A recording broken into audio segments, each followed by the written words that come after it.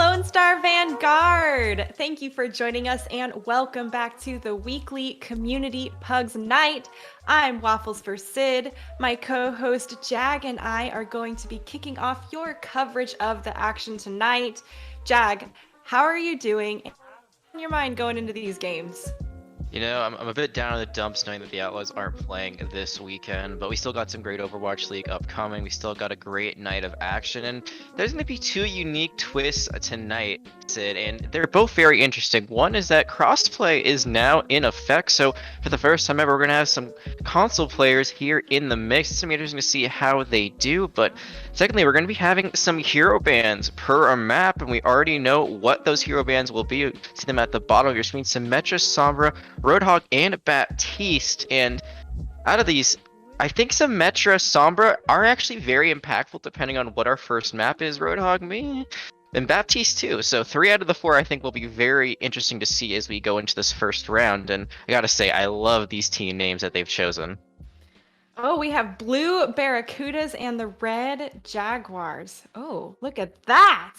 Let's see. So remind me of the show that you were just talking about. Yeah, it's from Legends of the Hidden Temple, Thank one of my you. favorite Thank you. shows as a kid. And they're actually reviving it right now for young adults. So, if you didn't know about that, maybe go apply for the show yourself. But it's gonna be a fun night. These two teams were very competitive back in the day. We'll see how competitive they are here. Reviving the legends as they were. We'll have to see if they can overcome all the obstacles that stand in each other's way. With Ilios as our first map, I gotta say I am sad to see the Roadhog ban. I'm a big fan of the well hooks, and I am a frequent player of the custom 12 hogs 1 hole game mode. Fun game mode. I love it, honestly. But yeah, Roadhog is great for well, just because of that environmental kill potential. You could combo with an Orisa with her halt ability, and then there you go. There's really no way to get out of that unless you're an Echo or a Diva. You got some sort of flight ability, or you're a Reaper who can time your teleport really quickly. Other than that, though, I think Symmetra actually could be viable on some parts of this map. She's really good at control for her teleporter, getting you out a little bit quicker. But neither of those two are going to be in place. We're going to see how these teams adapt here, and maybe we'll be seeing some brawl. I think Reinhardt, he's been away from Overwatch League for a little bit. Dust off the old hammer and swing away. Yeah, nothing is easier than just running forward and cleaving through them, right? Just press uh, W. right? No shields, just ask for all the heals you can and take all the damage for yourself.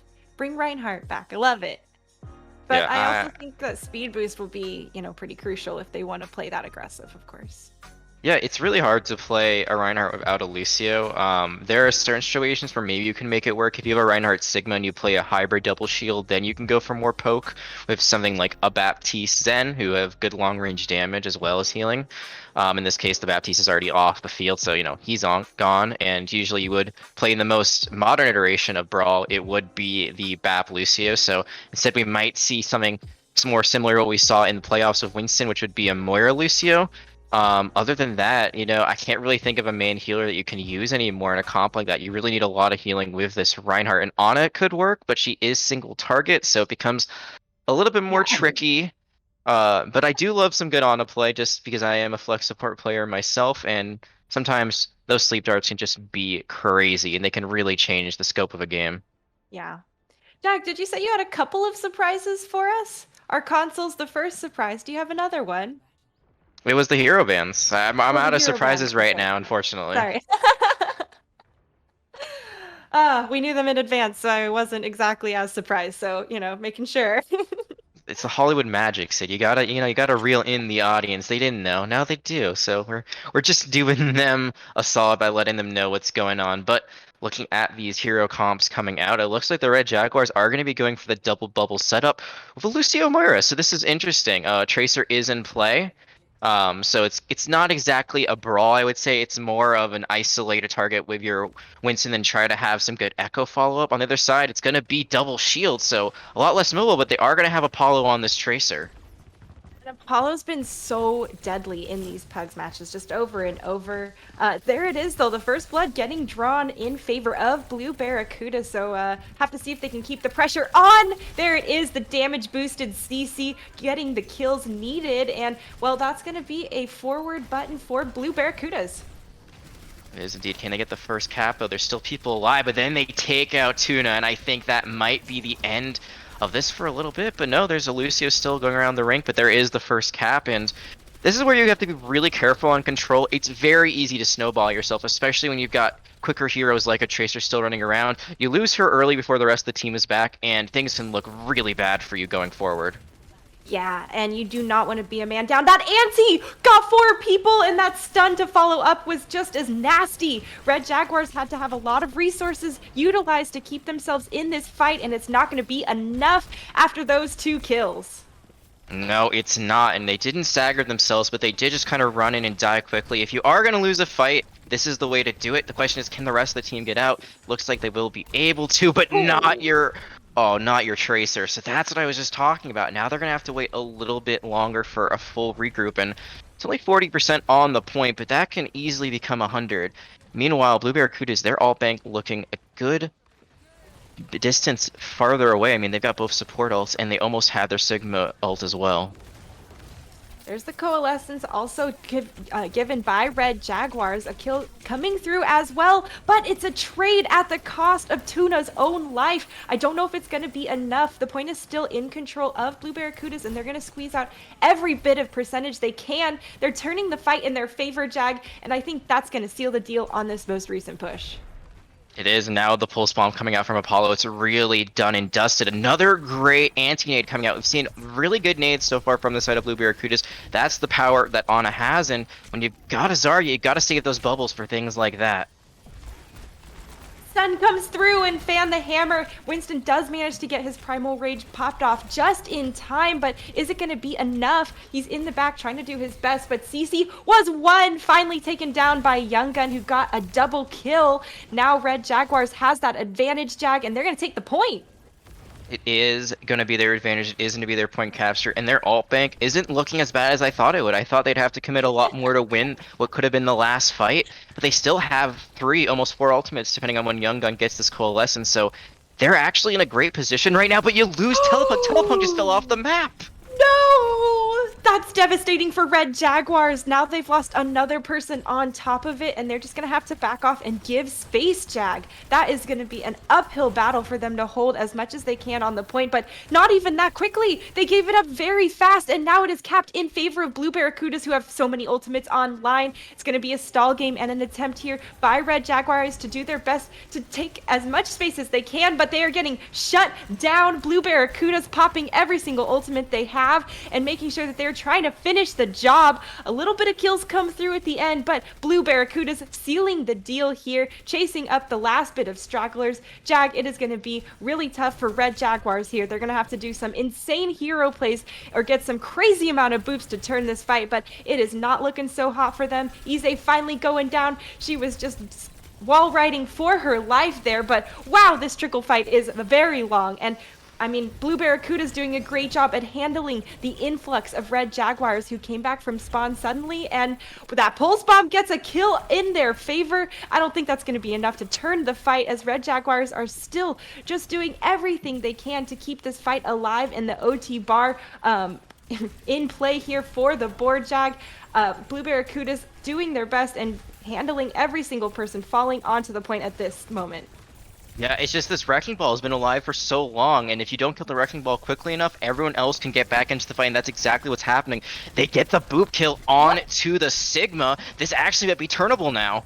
But no, Apollo is getting so much work done. As I say that, it's just so back and forth. This is the power of Pugs. You never know what's going to happen at any given moment. The Tactical Advisor might be the nail in the coffin here on round 1. Yeah, with auto aim coming through, it's going to make shooting everyone a lot easier there. CC's been on fire, and that is finally the first round over.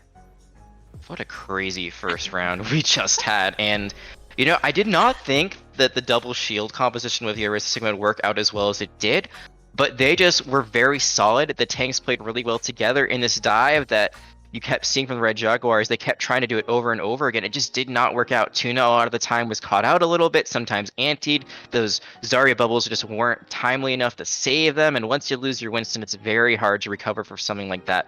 But I will give them a lot of credit. They were able to sell out for a very long time. Now it's going to be Ruins that has a much more, I would say, it's kind of a one-way street here. It's very, what's the word I'm thinking of? There's only one way to go. You know, there isn't a lot of directions you can go to when it comes to the point here. So I think Dive might have an advantage of a bit of high ground, but you got to be looking out for CC on that Widowmaker. Yeah. I mean, it's, I would say maybe a hard funnel, I guess. You can only go one way towards the point. CC just has been a force to be reckoned with, though, on this DPS side. And looks like they're going ahead and taking, well, the sniper duel, but with Ana the sniper instead. The dive leaves her at 9! Oh, that is a stressful moment if you're a Widowmaker. You're so squishy there, but gonna have to back off, get those heals. Red Jaguars stepping forward, being aggressive this time, and taking the point first. So a little bit different here than what we saw originally. Nubatron falls very low, but he's getting the heals just in the nick of time, is topped off even more. The pick onto Telepunk in the back is going to be great for Blue Barracudas. A lot of headspace, and even more now that both snipers are out of the picture from Red Jaguars. That Blue Barracudas are getting cleanup kills left and right. Right now, Ize is just living on a prayer, has the rally, has a sliver health. No, finally going to be taken down. I was shocked they didn't fall a little bit earlier. And there you see a little bit less coordination here in a pug-like game, but taken down nonetheless. I'm a bit surprised by Blue Barracudas. I feel like if you're going to have CC on the Widow, why not just commit to a hard pocket, go for the Mercy? But instead, they're making this work. They give up the first cap, but they win the first fight, and they have a better alt bank. Yeah, Rented Mars, one of our console players, actually opens up the fight and gets a kill for Blue Barracudas. We'll have to see if more's cut to come, but Quotient decides that they're going to take down the healer there. Flashback doesn't find anything as Apollo's trying to get some damage on the side. That Winston, though, has been nanoed, and he's going to have a lot of damage decreased. Red Jaguar is giving some space here, regrouping a little bit, trying to find a bit of balance, but with Nubatron going down, that's going to be Red Jaguars getting aggressive. Look at that dive coming through. Accretion is missed just by a hair, but Red Jaguars are pulling ahead and taking this fight. And Prerex tried to use the sound barrier to turn that fight, but they got killed in the middle of casting at Lucio players. Do your best not to jump when you're using that ultimate. I do it too. I always hit the spacebar for some reason, but that cast time is one of the longest and most punishing in the game there. It's going to cost Blue Barracudas this point. And Red Jaguars, they've turned it around. Though they lose their Hanzo, they still have both of their tank ultimates. And those are definitely space-taking ultimates as well. We'll have to see if they can utilize them. And look at that! They don't even need to utilize them, Jag! And they do it anyway, though. Tuna decides, hey, you know what? I'm going to use this Primal, try to create some more space, try to do some more damage, isolate this poor Brigitte who's now behind enemy lines. Ooh. This is where things get tricky, because this fight, it never really ended. You do win it now as Red Jaguars, so now you actually build off some more time. It would have been really dangerous if you had lost it, but Tuna, this is the problem. You're going a little bit too deep. You've got to be really careful now. Oh, those dragons tore through, clearing way so much more space for him to just make his way back. Nice and easy there. It's going to be Blue Barracudas needing to group up as points already at 87%. Ize going down early is going to give them an great opening to take the point back here and get aggressive. Jaguars giving the room. CC getting aggressive and taking down Young Gun early. Jag, that is going to be a great start for Blue Barracudas as they take the point. It is, and I think this is really smart from Red Jaguars. They're just backing off. They're trying to stay alive. There is one person contesting the point right now. I believe it's the Tracer, so no harm, no foul. When they die, they'll get back pretty quickly. That was a very smart disengage. You still have the rally, you still have the nano, you still have the self-destruct. Right now, Blue Barracudas, they do have a few ultimates they're going to be working with, but if you're Red Jaguars, if you execute quickly enough, specifically if you use this nano quickly enough, and you don't lose your Widowmaker, you got a chance. But now that there's one kill early on, what will Red Jaguars do? It looks like they want to engage anyway. DPS have been traded, and Nubatron is sleeping in Anteed, taken down right there at the gateway. Red Jaguars have popped their rally. Everyone's reinforced, and they know it's time to get aggressive. They only have to clear Blue Barracudas once and take the point back to win this map. The self-destruct is popped, but I don't think it's going to do anything here as Red Jaguars take the point back. They're at 99%, and Blue Barracudas are doing everything they can to stall, but that Ante comes through on the Primal Raging Numatron. Does finally go down. Doomfist does manage to get a pick. Apollo trying to make hero plays, but can't make him back to the point. Oh no, that's so unfortunate for Blue Barracudas. It would have been a very difficult fight to win, but they had 3 people there. They had Rally online. They might have had enough sustain to get a Wrecking Ball back into the swing of things. See what I did there? But unfortunately, they could not, and we're going to be going to round 3, which is just... It's just more Overwatch for us, so honestly, I'm not going to be complaining one bit about it at all. That time we saw the dive mirror, and it just worked out a little bit better for the Red Jaguars. So now I'm interested to see if Blue Barracudas will be going back to the Brawl comp that worked a little bit better for them, or not, the Double Shield comp that worked for them a bit earlier on. For now, it looks like they will be committing to a Winston. Oh, okay, it is Double Shield, so the variation of Double Shield against a Rhine D.Va. So both teams going to be running with the Reinhardt. First time we've seen Rhine all day. Control map round 3, let's go. I love more control maps, absolutely. And look at this, early onto the point is Blue Barracuda getting themselves set up. It's gonna be tough for Red Jaguars to push into these shields here and into this Junkrat. Man, pushing into Apollo is not something I would want to be doing, and they're gonna have to be so careful of the boops coming in from Kree. Kree is looking at the back and making sure that their 6 is covered, but oh, the Nubatron falls so low there and is taken out by Telepunk. It is an exchange back and forth, but the point has been capped for Blue Barracudas, so they do have possession as it ticks up in their favor. Red Jaguars, though, not giving up on this fight. They're just peppering from the outskirts here, trying to find a little bit of damage, but with Tuna going down, that's going to be it. Yeah, and here's the problem right now of Red Jaguars' composition is that they just don't really have an all-in engage. You see them poke, even though they get Nubatron out early, but the Sigma is still alive. Rented Mars just is able to provide a shield for the team. No one is really able to get in. You see Ize go in a few times, Tuna goes in, but it's just not a full engage. You gotta fully engage as your team if you want to play this Brawl comp, and, well, that is going to be a good pick from Telepunks. This could be their opening to get back onto the point. Yeah, a bit of pepper damage removed from the equation for just a little bit. She'll come back quick, and Red Jaguars needs to continue to get aggressive. The tire finds Ize, and that's going to be really tough for Red Jaguars, but they've got a few picks, and there's another one coming through, but this one's for Cece. You got to turn. Please look. Oh, and she gets him with the pulse bomb, and once again, Blue Barracudas manages to clutch it out. DC is just on a tear right now, is the first person to fall, and he's yet the one cleaning up at the very end. That's the power of Tracer. That's why you gotta run in as quickly as you get that first kill. They just take their time a little bit too sweetly. They don't follow up on the Shatter, and now Blue Barracudas, they only need one more fight win to take home this map.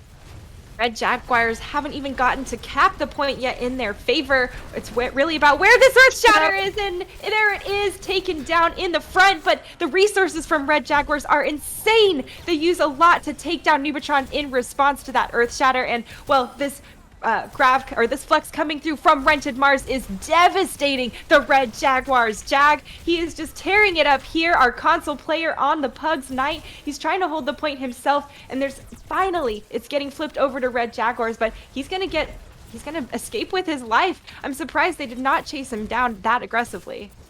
I think they're scared because this is last fight. They lose one more fight, and this is over for the Red Jaguars. They don't want to take any risks right now. And you see that they're just playing the point, which is not the ideal place to play if you're playing dive tanks. Early pick onto Nubatron is going to slow down Blue Barracuda significantly, and of course Apollo gets the kill with the Mayhem Mines at the end. Blue Barracudas know that they're evened up, and they're continuing to aggress forward regardless of everything going on. Recall for the self-destruct and just jumps down and finishes Telepunk off. Ize does manage to avenge his friend, but Red Jaguars holding strong.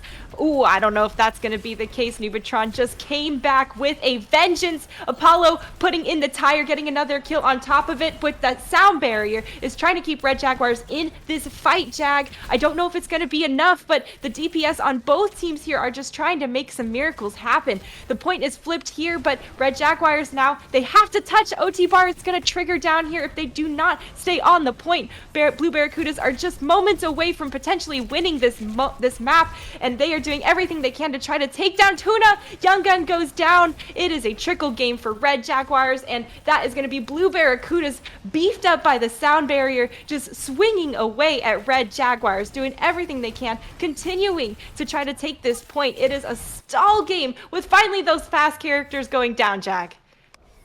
All game that they cannot win, unfortunately. It is going to be Ilios going the way of Blue Barracudas, but it was really close on a lot of these last fights. It just came down to one or two key picks, and a lot of them coming here from CC. I mean, I'm assuming this is what we were just talking about, where they were able to come back after being the first kill, or the first death in this fight. Just blink all the way back in, find 3 final blows, and all is said and done. Magical stuff there from a Tracer player that unfortunately could not be countered by on the other side. But that's only one map out of many that we're going to be having. Plenty of time for the Red Jaguars to get back into this one. And I think we saw where the Sombra could have kind of come into play. We saw a lot of Wrecking Ball. We saw some Echo Sombras really good at shutting those down. But I want to really quickly talk about the Symmetra, because I would have loved to see Symmetra on that last point.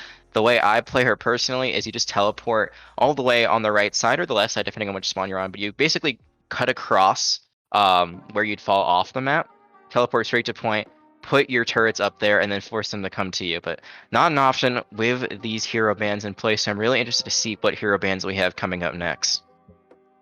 Yeah, and it's character bans like that that put a lot of kinks in people's potential counter abilities and plans. Obviously, with those mobile characters, having those elements that help CC or slow them down just can be so beneficial. And I've said this a ton of times. Sombra's ability, in a game where everybody's special, Sombra's ability to take that away is just so devastating when you're hacked. And probably would have reduced the amount of super long stall fights we saw at the end. Not to mention that she comes back quick. So obviously an ideal pick if you do need to run back on the faster side. Yeah, I actually suggest if you're going for a stall DPS, you go Soldier or Sombra over Tracer, because Tracer, her blinks do get you pretty far, but there's only 3 of them, and they don't regenerate the quickest. Sombra, her enhanced speed while invisible, plus her translocator, you just alley-oop it over the top, you land, and you keep running, can get you back to the point a little bit quicker. So there could have been possibly even more stall potential or less if you get the right hack target in your sight. So we'll see if Sombra is in play this time around. I believe she will be. I don't think you can ban the same hero twice in a row. And if you can, that's big brain if you do it over and over again. But we'll see as these come in. I'm also wondering what map we're going to have next. It looks like we're going to be taking a look at the lobby. We don't have a map set in stone yet. But Sid, if you had a choice, which map would you want to go to next? Oh, man. I would like to go to Route 66. Go where it's warm. Let's see the beautiful, rocky archways here. I guess there's not tons of archways. There's just the front one, but it's a nice archway, though. It is. Have you ever been to Arches National Park? I can't say I have. I've actually been to South Dakota though, and I got to see like Mount Rushmore and stuff like that. So it's like in like Devil's Canyon and all that stuff along the way. We did a cross country road trip when I was younger, and it reminded me a lot of what Route 66 looks like. Like kind of out in the middle of nowhere, but still beautiful. So I think there's a lot of cool stuff to see out there, and one day hopefully I do get to go. Totally. I personally used to live in Utah during my high school years. Yeah. Actually, I'm originally from San Jose here in the Bay Area, so it's a there and back again story for me for sure.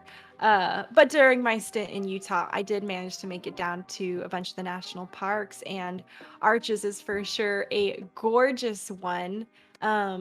I've never been to a desert national park before until then, and it was a totally different experience. Thought it'd be a lot more desolate, but it was not. There was a lot of signs of, foliage and life. Of course, it's like desert brush, right? So there's no like redwood kind of stuff coming through like we get up here in the Bay. But I have to say, Arches and Zion National Park down in southern Utah. If you get a chance, you should say yes. Okay, so does it count if I've been to Zion in Fallout? Does that count? Because there is a DLC that's actually based in there, and it's one of my favorite. Um, If if that's the case, if that qualifies, then I think anyone who's watched 127 hours has also been to Arches. all right, we're Because gonna I'm pretty count it sure then. that's where that one. Yeah, I mean, there's a lot of really cool places. I grew up in Seattle personally, so I loved going to Wenatchee, which is kind of so Washington State. If you've never been there, ladies and gentlemen, and everyone else, it's a very interesting place. You've got like the mountainous areas, which I think everyone kind of knows it for the forest, but then you actually go to Wenatchee, and it's just a complete desert. Like there's this giant Wow. lake in the middle of just the desert, and it's a really beautiful vacation spot. So that's where I used to go all the time. Highly suggest you check out Washington State. It's a great place to be, but I think wherever we're gonna go next is also gonna be a great place to be, as we do have the teams solidified. It looks like, at least for the moment. Get those hero bands and that map pick soon. And I really want to talk again about Rented Mars. We briefly brushed over the fact that they are in fact a console player. They looked pretty dang impressive on the Sigma, especially considering Right? there's no aim assist. There's no No. aim assist even if you're a console player. Yeah. They had some really nice accretions in that last map. I also hail from console originally as well. I do Um, as well. See, yeah, it's a great Back in the place. day. Right. I mean, you don't always have the space for the full PC extravaganza too. It takes time some days, but always good to aspire there. But I gotta say, I got a soft spot for all the console players, especially now that crossplay is enabled. They're really gonna have to show what they're made of, and I think it's a great opportunity for all of us to actually group up more. My real question is, how is the communication being handled? How are they talking through Discord on a different platform and also listening to the game on their console? Or I wonder how that Question. works. I think the easiest solution would probably just to be use in-game chat, because that will, I believe, cross over. I think the other option, like you said, is maybe using Discord on like another device. Maybe you got a laptop or a phone nearby, but then you can't really hear the game as well. So there's a whole conundrum there that I've never really considered. I came from Xbox, so I had to deal with playing like PC games with my Xbox friends, like I have to say a year ago, before I convinced all of them to join PC. So now I don't have to worry about that. We did see the bans very briefly. There they are again. Thank you so much, production. And my question is answered. You actually can ban a hero twice in a row. So Symmetra again is off the table, which makes me very sad. I think she's a very fun hero, and I'm glad that she isn't as obscure as she used to be. But the other ones, McCree, Brigitte, and Wrecking Ball. We saw a bunch of McCree, Wrecking Ball, and Brigitte on Ilios. So this is interesting. I think teams are gonna have to change their strategies going into this next map. I think, some people were annoyed with what was happening in Ilios and were like, I don't want to experience that this next round. So we're going to ban most of the people that were being played, which I like to see, right? Of course, that means we're going to have a forced different type of compositions. And, well, it's Pugs, and we actually never know what we're going to get. It is going to be Eichenwalds. That is what is on the menu next. And I was honestly surprised you didn't say Eichenwald, because I remember last time you were like, I want to play this map. I really want to play this map. But here it is. We're going to cast it instead of playing it. I remember last time I got a really nice hit on you when you were Valking in the air and I was Ana. So gotta toot my own horn there a little bit. But none of that shenanigans today. Ana and Mercy are in the mix, as they were not banned. And we're going to see if the Blue Barracudas can get another map win under their belts here. What do you think we're going to see? I mean, we saw basically every kind of composition in Ilios. Everything came out. We had Brawl, we had Double Shield, we had Dive, we had Double Bubble. I mean, I feel like we've already seen it all at this point. For this first map, or the first point in particular of Eichenwald, I think that we're gonna see some uh, aerial attacking coming through, as it does provide a lot of good damage, even from either an Echo or a Pharah. So I'm expecting to see some flight characters for this first part, but with Wrecking Ball out of the picture, I'm not really sure if they're gonna just default to Diva as the next most mobile tank, or if they're just gonna nix it and go for a brawl style. It's a good question. And another thing that I'm sad about for not having Symmetra is that there are some really good Symmetra strats you can run. You can do the Maywall over the top as an attacker and then just teleport straight down. You can try to go to the right room and just teleport all the way to the left and then just go through the clock tower. So there's a lot of things you can do here that fortunately you cannot do, at least here right now. So again, just my heart very, very sad. One hero we haven't seen so far at all, which has been a bit surprising, is I don't think we've really seen Reaper at all so far, and he's been very, very strong. He's been the meta for quite a bit. So especially since we saw a lot of Winston comps, it was a bit shocking that no one was bringing out the Reaper as a counter. Yeah, I do agree. I have to say, personally, Reaper is not always my favorite to play. I enjoy the other DPS a lot more. You know, Reaper's a lot of fading away back to your team while everyone's really mad at you. Which is my, you know, when I'm playing support, I see that. I'm like, oh, great. He came in, popped me a bunch, and I'm super low, and now he's just running away nonchalantly, and none of us can touch him. And I'm glad we haven't seen the Reaper so far, but I do think that's going to change. You just output so much damage. It sounds like you've got some war stories to tell about Reaper trying to flank you in the back line.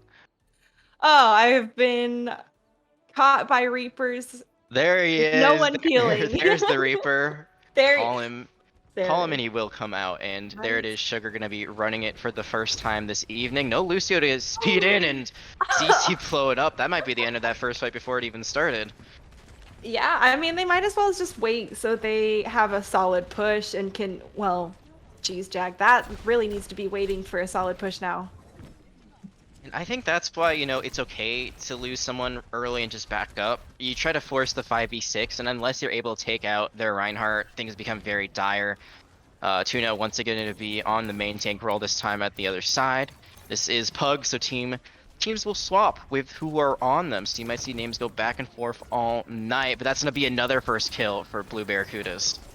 This mobility for Blue Barracudas too is just devastating Red Jaguars. They're moving around so fast, and with Quotient over the top adding an additional pepper damage angle, Red Jaguars don't know where to look. One thing I will note though is, as there is a pause, Blue Barracudas actually lost Tuna at the very I was gonna say end of that fight. It was more like the middle of it. So they're without a main tank right now. They do have a Mercy, but the Resurrection is just so far out that even with a bubble from Zarya, you probably aren't gonna live through that. So they're at a bit of a disadvantage. This could be Red Jaguar's time to shine, but there is a pause in play, so we'll have to see if it actually comes into fruition. Right? Can they seize the moment here? He's gonna have to be walking back. Ultimate's gonna be reset. You know, take every advantage you can. Unfortunately, the Blue Barracudas are gonna have an uphill battle this next fight. No questions asked. The one thing they might have as we get back into play is that they almost have this duplicate, so they might be able to get a faux Reinhardt for the time being if it's built up quick enough, 75% right now. But no, Tune is actually back into the mix, so when all is said and done, it's a 95 on 66. or on Shatter already. I did not know you could do that in this match. That's awesome. But, well, looks like he gets taken down before the Shatter can bring too many results that he was looking for. Red Jaguars getting aggressive here. They've taken down a couple people, and, well, Jack, they knew to seize the moment. There's the duplicate coming through from Quotient, and he gets slept and antied so fast. They wanted to shut him down. Earth Shatter is nasty to go up against, but that focus beam is taking down members of Red Jaguars, and Blue Barracudas are stabilizing even after they were at a mild disadvantage. Yeah, killing the duplicate unfortunately is not going to win you the fight at that point. You're just using that ultimate as a distraction. It works out beautifully. Two shatters, both of them landed, neither of them securing the fight for either team. But when all is said and done, Blue Barracudas, they are going to stand tall for a little while. They have the Graviton Surge. But look what's on the side of the Red Jaguars. They almost have that Graviton Surge Dragon Strike combination. It's so deadly, and Blue Barracudas, they're not going to have any sort of defensive ultimate to absorb that damage. Yeah, it is going to be a shredding moment for them if too many of them get caught, but those stickies are putting in a lot of damage as well. The Red Jaguars has Apollo on that Lucio this time, and there he is going down to Badger B after that. Blue Barracudas holding strong. And I'm not sure right now if this is maybe not the best positioning for MCC, or maybe they're just being focused really well. We know they're a monster on the DPS. We know they're a player to look out for. Right now, Blue Barracudas, they're doing a really good job of zoning the mountains. Now they're out of the game, so maybe they're having some connection issues. And that's so unfortunate, Sid. They had the Grab Dragons online. That winning combo is now completely negated because of connection issues. And well, so no, we thought it. that about Tuna. We thought Tuna was gonna come back, right? And having been disconnected, have to walk and have no ultimate, but he came back at like 80 something ult already. So maybe this game mode maybe this custom game mode is special and it lets you do that. Do you know? There Or is did Tuna not DC?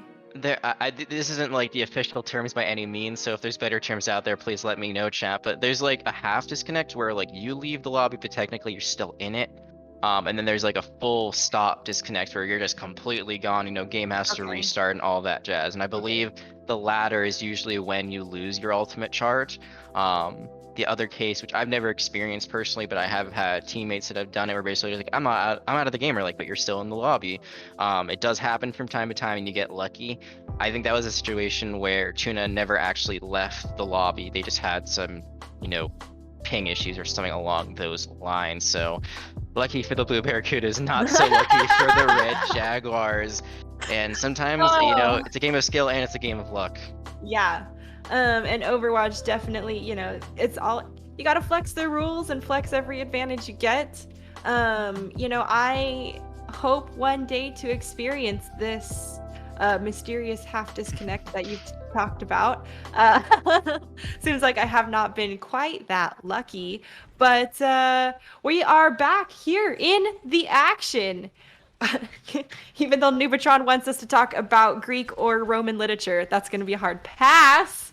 We won't tread into such dangerous waters. But Jag, there's 55 seconds left on the clock. Tuna's already been spotted out. He's being peppered down and has to regroup with his team. Shatters and dies right away, but can his team follow up? Ize gets aggressive, and she's getting the kills that are needed. Jag, that was a sneaky shatter, but...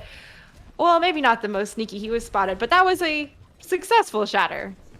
It was indeed, but it seems like every time Tuna gets these huge shatters, immediately ends up giving their life for the cause. In this case, they'll be okay. Gonna be swapping to the Winston just for a little bit extra speed now. And again, there is a duplicate online for Blue Bear Creek, so they can get a Reinhardt of their own into the mix. This is last fight territory. Potion gets aggressive and tries to finish off the Ana. Can't quite get her. Telepunk does get the nano off, but oh, Blue Barracudas are all in the kill feed, Jag. They are just sweeping Red Jaguars on this last fight. 2 seconds left, and that is going to be all she wrote here for this first round. And I want to give a special shout out to Young Gun coming in as a replacement in the last minute. It's not easy coming into a game after being on the sidelines for a little while, so thank you so much for trying to help out the Red Jaguars. Unfortunately, a little bit too late with their time bank being already down to that little bit that it was, but there is a world where they could draw. It's going to be difficult, but it's not impossible. I've seen it done before. Right now, Blue Barracudas, they only have to get 33% of that first point to take the map and go up 2-0. 33% or win one team fight. Or get a team kill, I guess is more accurate. Yeah, you get the wipe. It's pretty much said and done at that point, Red Jaguars. Yeah. It really depends. If Red Jaguars fall bit by bit, maybe you can recontest. Maybe you go to fast heroes, you swap. Wrecking Ball isn't in place, that makes it really tricky. I mean, the fastest tanks will be D.Va in Winston in this case, which you had talked about earlier, how D.Va was kind of that alternative to being quick. And there's no symmetry either, so no teleporters, so it's very difficult for Red Jaguars, but there is still a chance. As long as they don't all fall at once, there is a possible contest. But other than that, if they fall quickly, if Blue Barracudas get them one by one by one by one by one in a row, that's gonna be the end of this map. Yeah. And with Cece on the Red Jaguars, that's gonna be, I mean, eyes over there for hero plays. If there's going to be a defensive hero play come through, it's probably gonna be from Cece. We've been seeing them pop off just so consistently. Sugar goes down before the TP is popped off successfully. Early pick coming through from Blue Barracudas, but DPS have been traded back and forth. It's going to be an aggressive fight coming through, and Off the map? Eastway just sails right off, Jag. Yeah, sometimes it's better just to unbind your shift key and that might be one of those moments. But it's actually still, Blue Barracudas, they are getting some progress here. They won't win this fight, but they have caused a lot of damage. If they're able to reorganize quickly enough, they might be able to take the next fight. The other thing to notice is that Badger is on top, did get found out, but doesn't get taken down. So Badger might have free reign here on the high ground. I love how Sugar runs by Telepunk with 9 health. Feeling good there. Badger be on this high ground. Nobody's looking at him. He takes down CC from the Red Jaguars. That's a lot of DPS out of the picture for them and their healer as well. Jag, I think this is going to seal the deal for Blue Barracudas, but Red Jaguars are still putting everything they've got into this fight. Reinhardt and Lucio keeping the dream alive. Oh no, not again. We saw this a little bit on Ilios, on Ruins, where there were people alive on the point, but there I think Red Jaguars might have had a little bit too much tunnel visioning. You saw they were trying to chase that Stilter 76 to the ends of the earth, and you don't want to do that if you're a Reinhardt. You gotta play as the shield for the team. You gotta play over your that they are protected. Instead, you go for the kills. You don't get the kills. You don't touch the point. Blue Barracudas, they do get that 33.3%. They get another map win, and boy, was it wild at the very end. Definitely a lot of different things going on, and we had some of those disconnects happen, or half disconnects happen, which of course always throws a little bit of a wrench in the chain. I gotta say though, I can't say much about the C9. I cannot berate them because just last week it was me who should have been on the payload in C9. So to all of you there, my heart goes out to you. I sympathize. We've all been there. We've all done that. I remember also when we were playing, and yeah, it was I think when we were on Route 66. I was the one who was on cart, and I just got off of it, and then we drew. So it wasn't a loss, but it definitely could have been a win. My nicest of boyfriends was letting me know that our wonderful producer tonight, Blizz, went back in slow-mo with the replay codes and really isolated excuse me. Nice. Isolated that, and me. Oh, it was you. I thought it was me. I thought I was the last one on it. Oh, excuse me. No, it was me.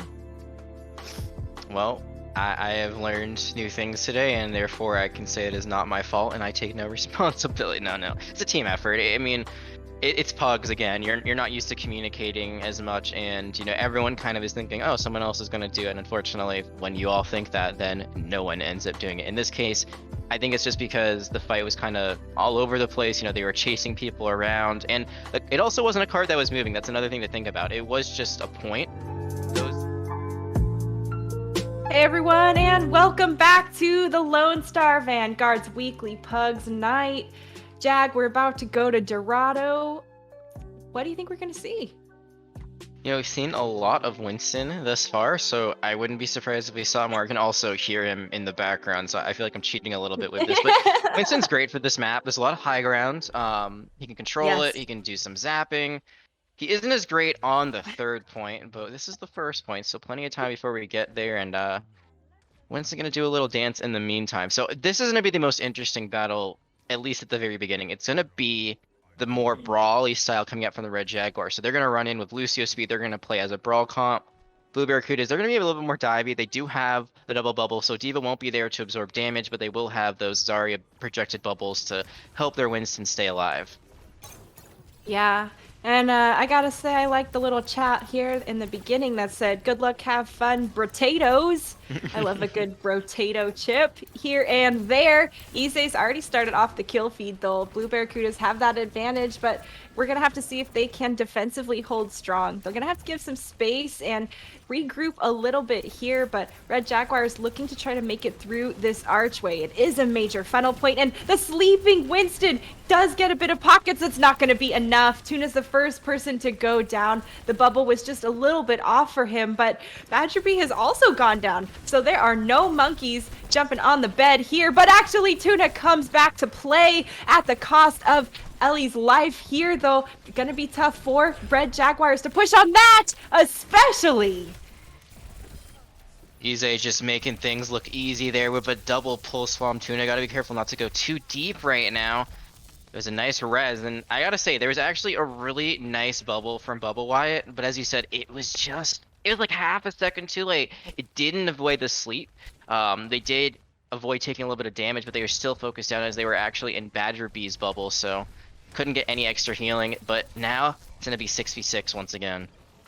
Ooh, it's a tight fight there in the alleyway, and Badger Bee was stuck with every single sticky bomb Apollo launched at him. DPS has gone down though for Blue Barracudas, but of course Ize brought back to life so quickly after that. Red Barracudas having a tough time.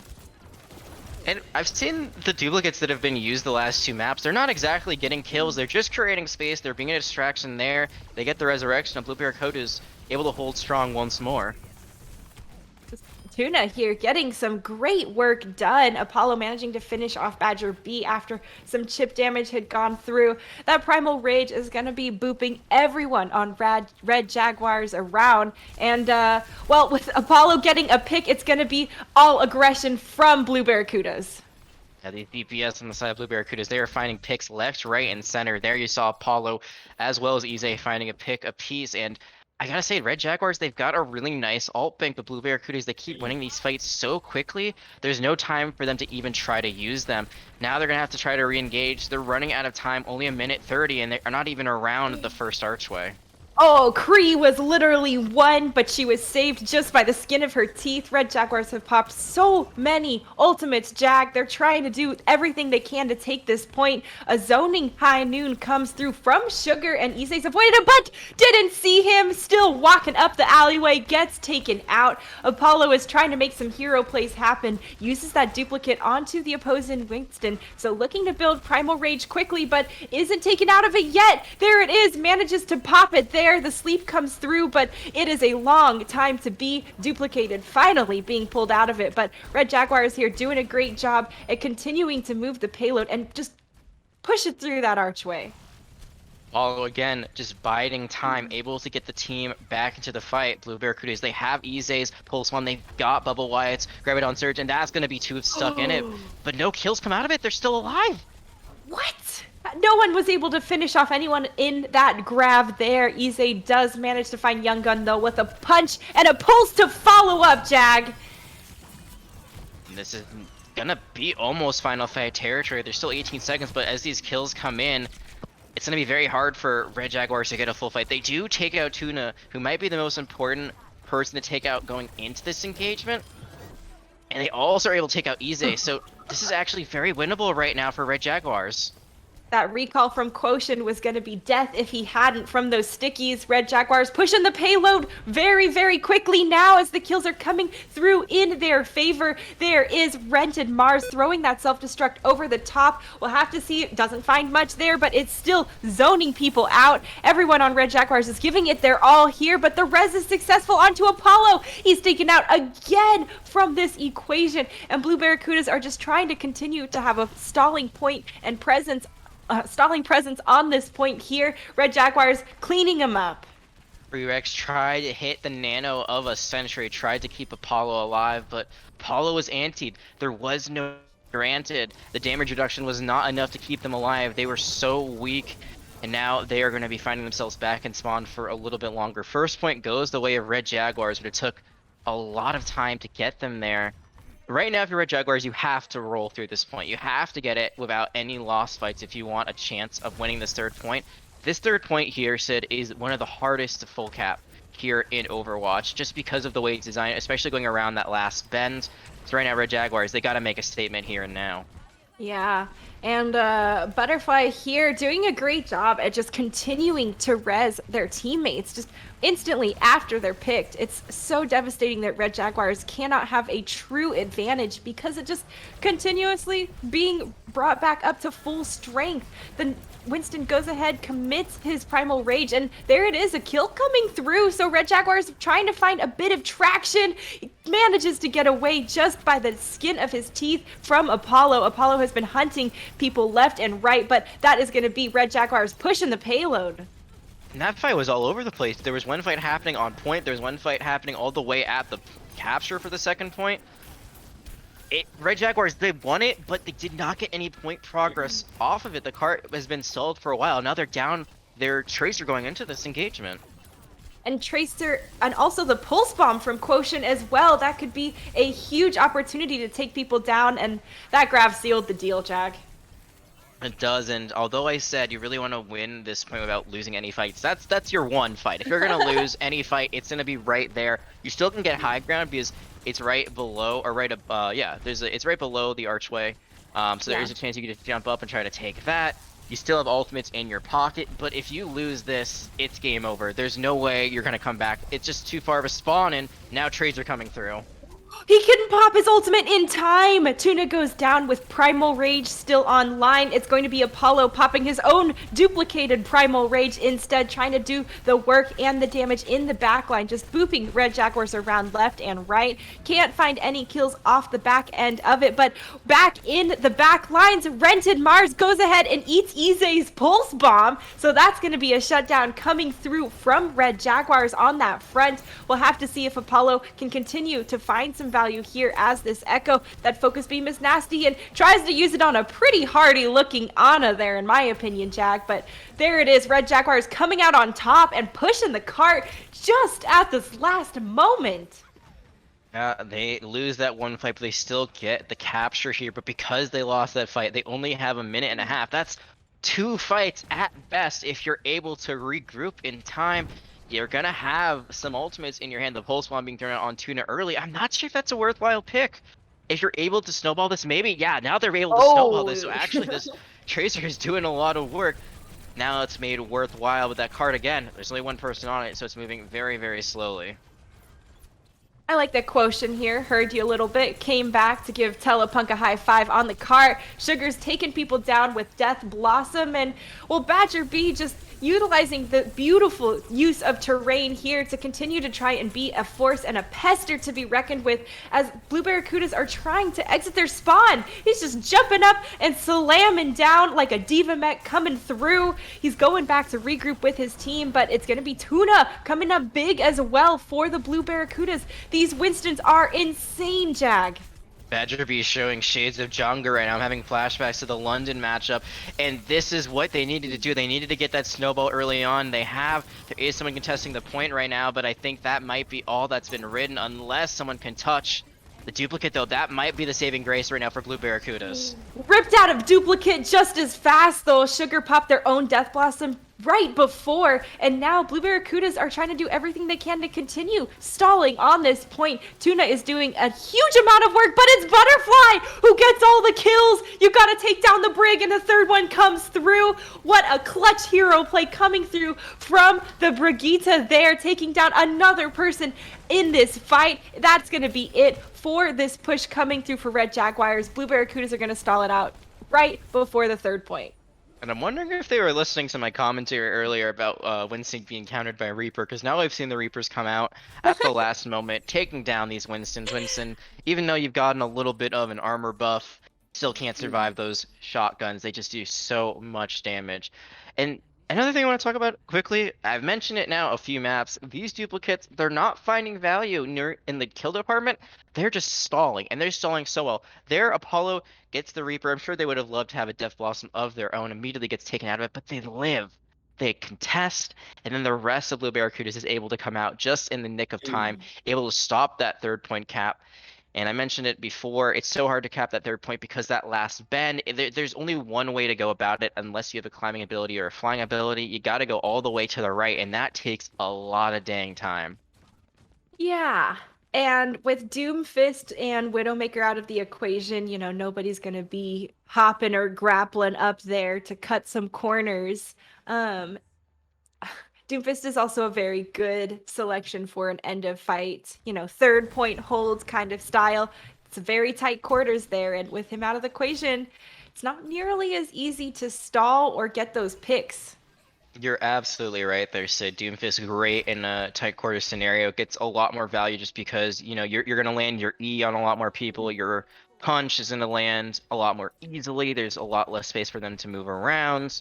No Doomfist. Symmetra is in play finally, but we're not gonna see her in the slightest this map. She's just not good here, and we're gonna again see Badger be on this Winston, but Tuna's actually gonna be on the Reinhardt. So this time around, Blue Barracudas, they're gonna try to brawl it out. Blue Barracuda's walking the payload straight up this main alleyway. Red Jaguar is going to continue to pepper them down as they walk up. I mean, there's no reason to make the walk easy for Blue Barracudas. Red Jaguars, though, are actually going to be the first person to lose a significant resource. Jack Divamet goes down, and Badger B on top of it. Both tanks have been crippled from Red Jaguars, and Blue Barracudas are going to just bust this wide open. Have to be careful not to turn around. They're being distracted so much by quotation on this tracer that they've lost complete sight of the objective. They're still looking all the way around. They finally get the headshot, but now Wrench and Mars hasn't enough time to build up a self-destruct, but they get taken out before they can do anything. There it is. High Noon comes through as well from Sugar. Doesn't find anything, though it does force Tuna to have to hold his shield up during his entire nano. Couldn't find any of that aggression, but it's not going to matter, Jack. He defended his team, and look at all the kills they got. They got the kills, they should get the point. Wrench and Mars actually, that was a remake. That was not a self-destruct, so they tried to go for a fancy kill there, but died before they could do anything. Now they're the last one on the card, and we've already talked about how well they've been doing, especially as a console player. You love to see it, but now they are up a creek without a paddle. They are stuck so far behind this backline. At this point, all they can really do is just contest the card and then hope that they get killed quickly. Because they could get staggered really badly here, depending on how this goes. And yeah, I mean, if you're Blue Barracudas, you're not going to take that kill. You're just going to let them exist for a little bit. It looks like Blue Barracudas is wanting to show a bit of mercy, though. A little bit of remorse. The Red Jaguars.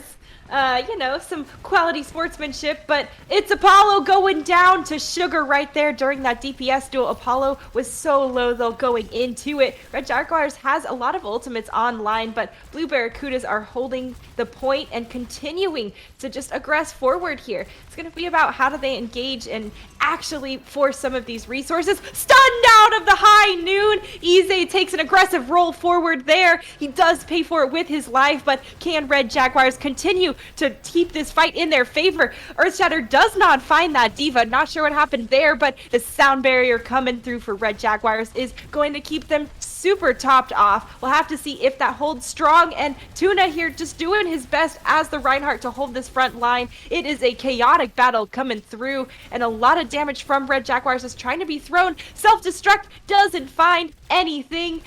Now the skirmish on the side here by the bank, Jag. It is a lot going on. Now everyone is in the kill feed, but the real question is who is going to come out on top and be able to push this cart? Red Jaguars have the numbers, and there is the defense stabilizing. There were dueling tactical visors there as Apollo using the duplicate on Soldier 76. Didn't get the best of that duel. They were able to sell out long enough actually for Easy to get back into the fight, but still just couldn't get it done. They tried to go for the bomb charge combination. Saw the bomb go over the top. Bubba Wyatt couldn't find anything, gets killed before they can remech. Tuna's out of position. Great plan, execution just wasn't there. Now they're going to try to engage with the rally. And Badger B has this Primal Rage online as well. He'll want to make sure he uses it before he gets taken down. There it is, just at the end of his health bar. Tuna, though, has already pushed forward and cleaved through so many people on Red Jaguars. Badger B comes back and avenges them, but it is a scrappy fight. Red Jaguars holding strong and once again forcing back Blue Barracudas. See if there's a stagger this time around. Now they're just going to get that kill as quickly as possible. There's still quite a lot of time for Blue Barracudas, but they don't have that much in their ult bank. They're going to have a self-destruct. They're going to have a nano. They're going to have the duplicate. So what do you do here? I don't think you use any of it. I think you force Red Jaguars to use ultimates. They have almost everything except their Primal Rage right now. So right now, you just have to try to get ultimates out. You gotta get your ult bank healthier. Just make them force things early on. Make them panic. Immortality Field has already been shredded by the Red Jaguars. We'll have to see if Blue Barracudas continues to aggress forward here. The duplicate's been used by Apollo, and he's trying to find that damage onto Lucio, but cannot quite find it. Giz managed to pop the Primal Rage, and, well, that is going to be not too much coming through from the duplicate on that front. A pick comes through, but all in all, it's Red Jaguars holding strong, committing one more ultimate after this as well. So there it is, the 2 ultimates for the fight. They don't need to do much more, but Blue Barracudas have not fully backed off. They don't need to. They're doing a soft regroup here as they'd only lost 1 or 2 members coming back, and, well, it's a scrap. It's just kind of a light fight here on the side, Jag. Yeah, and I was gonna say that was really good for Blue Barracudas. They got 3 ultimates out for nothing, but they just didn't fully back out. You need to go for the full re-engage later on now. You might lose Ize on the way out. You do. Lose both your DPS very late. They had 2 minutes and 30 seconds when I was talking about forcing ultimates. Now they're down to a minute, and even though they will have stuff, there's still too much on the side of Red Jaguars. They almost have another Deadeye. That's how efficient Sugar has been with this McCree, already up to 65%. So you had a good scenario. You won the fight even though you lost it, and now you kind of just reset yourself because you take so long to get out of there. Red Jaguars holding this high ground here as the engagement came through from Tuna. Now they've dropped down, and Badger B falls low, pops the Primal Rage just before he goes down, and now he's going to try and boot people everywhere. Has to back off because he's getting mowed down, and Ize just putting in the damage, rolls right into the high noon, and Red Jaguars are just taking the cake here in the kill feed. And they had the Ant Mages, but they could never find a place to use it. It's so hard using Ant Mages against a Winston comp because they're going to be all over the place. That's a very stagnant ultimate where you're just kind of sitting it in one position unless you get it on the cart. Then it moves, but the attack visor is going to come out at the end. No one can even touch a great flyby by Rented Mars to stop the Winston from even getting that overtime going. And Red Jaguars finally are going to get on the board here. And what was a very, very close match, especially during certain fights. There, I think Blue Barracuda is just... This is it at the end. Yeah, this switch to the Brigida, we didn't even really mention it before. It was huge because now you're just doing damage, you're doing healing with your Inspire, you're just slashing away with the Whip Flail. Just so much value, so great. It was all set up by Apollo's stall with that last second duplicate. And no one was ready for Butterfly to come through on the Brigitte and just wail away at him. They were grouped up, you were doing double damage, and like you said, that Inspire there's just so much benefit coming through when she was that closely engaged with everyone and absolutely clutched the fight out for her team. It was clutch indeed. A lot of clutch plays there.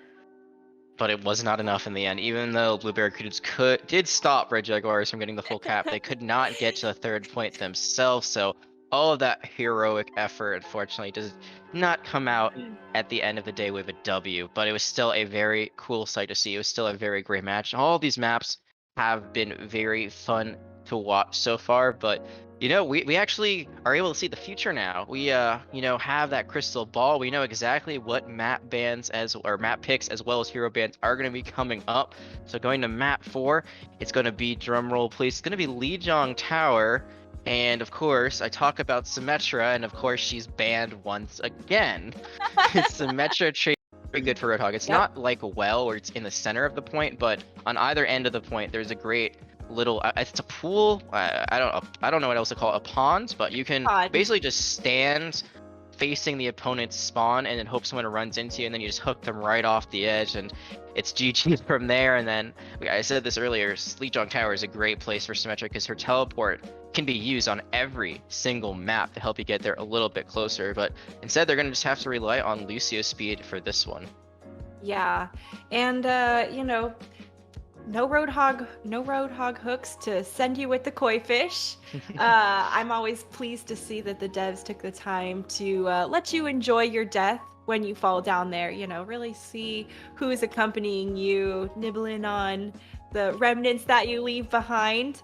But with the Lucio, there is always that big potential for that initial bridgeway boop if they go that route, which I have seen end fights before there's even a fight to begin or even fight to be had. Yeah, I mean, we've seen what Lee Jae-gon can do. He was crazy on this map in Overwatch League. He got 10 Uh, boop kills throughout the entirety of the map, which is the most not only on a map but in a series. So good luck for main sports ever beating that record.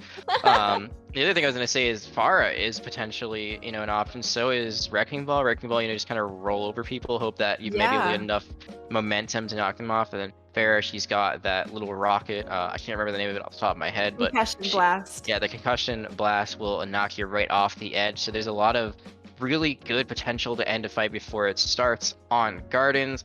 Other maps, maybe not as much. I mean, Control Center, there is environmental kill potential, but it's mostly indoors, so I think we'll be seeing a lot more brawl, maybe some Yeah, Junkrat, maybe some Doomfist, because like close quarters, high impact damage, Reaper could also fit into that role. And then when we totally. go to the last point, Night Market, that's where you really want to see the Symmetra. You just teleport right into the top window, but she's off the table. So at that point, maybe you go for a double Sky Comp and just run the Echo and the Pharah with a Mercy and just try Yeah. to rain for Supreme from above. And Doomfist is also not a bad pick on that one with how small the point is, and if you are waiting patiently enough for people to walk into the walls, it's pretty much game over. And there's just enough height for some of those side walls when you're trying to go around the point on the edge that you can jump over and dip right out of view and be safe and then slip away back to your heels. So, a lot of little openings I'd like to see utilized for Doomfist. Yeah, and another hero that we could see potentially, especially on Night Market, is Widowmaker. And we've already seen Mm, that CC is very proficient in that role. So I'd love to see it again. I think that Night Market has some great sight lines, especially when you're kind of playing off point and it's kind of just in the middle of, I guess, the market is what I'm going to call, the stores on the right and the points on your left, just that really open, narrow sight line. So you can find some really good picks there. And like I said, Doomfist is great on the point itself, where it's a little bit more closed off. You can find punches, especially because it's four corners. So everywhere you're looking, there's only a few exits. There is doorways on either side, but as long as you get them on the walls in those corners, that's gonna be lights out for any squishy hero. yeah, and the key is to make sure that there are the walls there to slam them into one after another. That's the only hope you have as a squishy is that, oh, maybe there's not enough wall behind me or he didn't quite charge it enough. But I have to say, I always enjoy when I'm, in my own first person perspective zone, doing my best to help the team, and then all of a sudden my teammate out of nowhere goes whoom and just is deleted from my sight by the Doomfist. Just bonk and you're dead. And Yeah. unfortunately, there's nothing you can do. You know, Lincoln, you'll miss it. maybe you'll see Sombra. We actually have not really seen Oh, Sombra at all, I think, this series. She was banned the first map. She could be a great counter because like we said, Wrecking Ball is an option. Doomfist is an option. Sombra is very good at countering those heroes just with her hack ability. Then they don't have any speed. They have no escape. So that could be a good way to shut that down if it becomes a problem, or maybe you just try to handle it with some more firepower. McCree does have that flashbang, which can be very useful, but it's not going to take them out of commission nearly as long. yeah. And, I'm going to say on a sidebar here, I am grateful that Badger B is not on the Blue Barracudas because that is a mouthful to say during a team fight. And I'm grateful that, not quite having to conquer that yet. But Badger B has been doing really well on those tank rolls. I'll be curious to see if he continues to brew aggression that we've seen in the past from his Pugs playstyle, or if maybe he is going to switch off roles. Apollo was over on that support role instead of their traditional, DPS role we see them popping off on. So it's Pugs. Yeah, we'll have to see. Anything can happen. Expect the unexpected, and Bazruby has been very impressive, especially in the Winston. believe there was one play in that last map where they primaled into the Echo, who was really high in the sky, was able to get the jump and just smack like a mosquito right out of the sky. That Echo fell all the way back to the earth. So kind of gave me it reminded me a little bit of I think it was, man, who was it? Maybe it was Fate back in season 1 for the Valiant. I think there was a play that was very similar to that, but I honestly, season 1 feels like a blur at this point. And the Valiant, I mean, who are they these days? But Oh, enough about Overwatch League. Let's talk more about these players. I think there are some names that we haven't really seen as much tonight. I think Trill.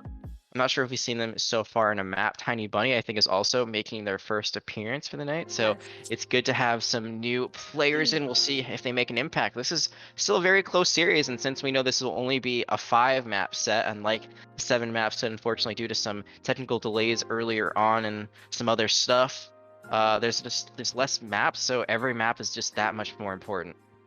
oh yeah. And of course, with Pugs and a 2-1 score, we're going to be looking to see if Red Jaguars can bring it back or if Li Zhang is going to slip away from them just at the last moment. And this is for all the marbles right now, because if you tie it up here, then it just makes the last map, which I'm not gonna say what it is for now, even though we do know what it is. But we're gonna leave some leave some surprise for a little bit later. That last map will be the tiebreaker if it gets to that. So it's not win or go home, because there's still gonna be a 5th map no matter what. But I'm sure it just makes it all that much more important going into this. So we see some of the initial picks come through. It is going to be Gardens. So there is that boot potential we talked about before. We already see that Trill is going to be going over to the Lucio, so we could see this become a boot city very quickly.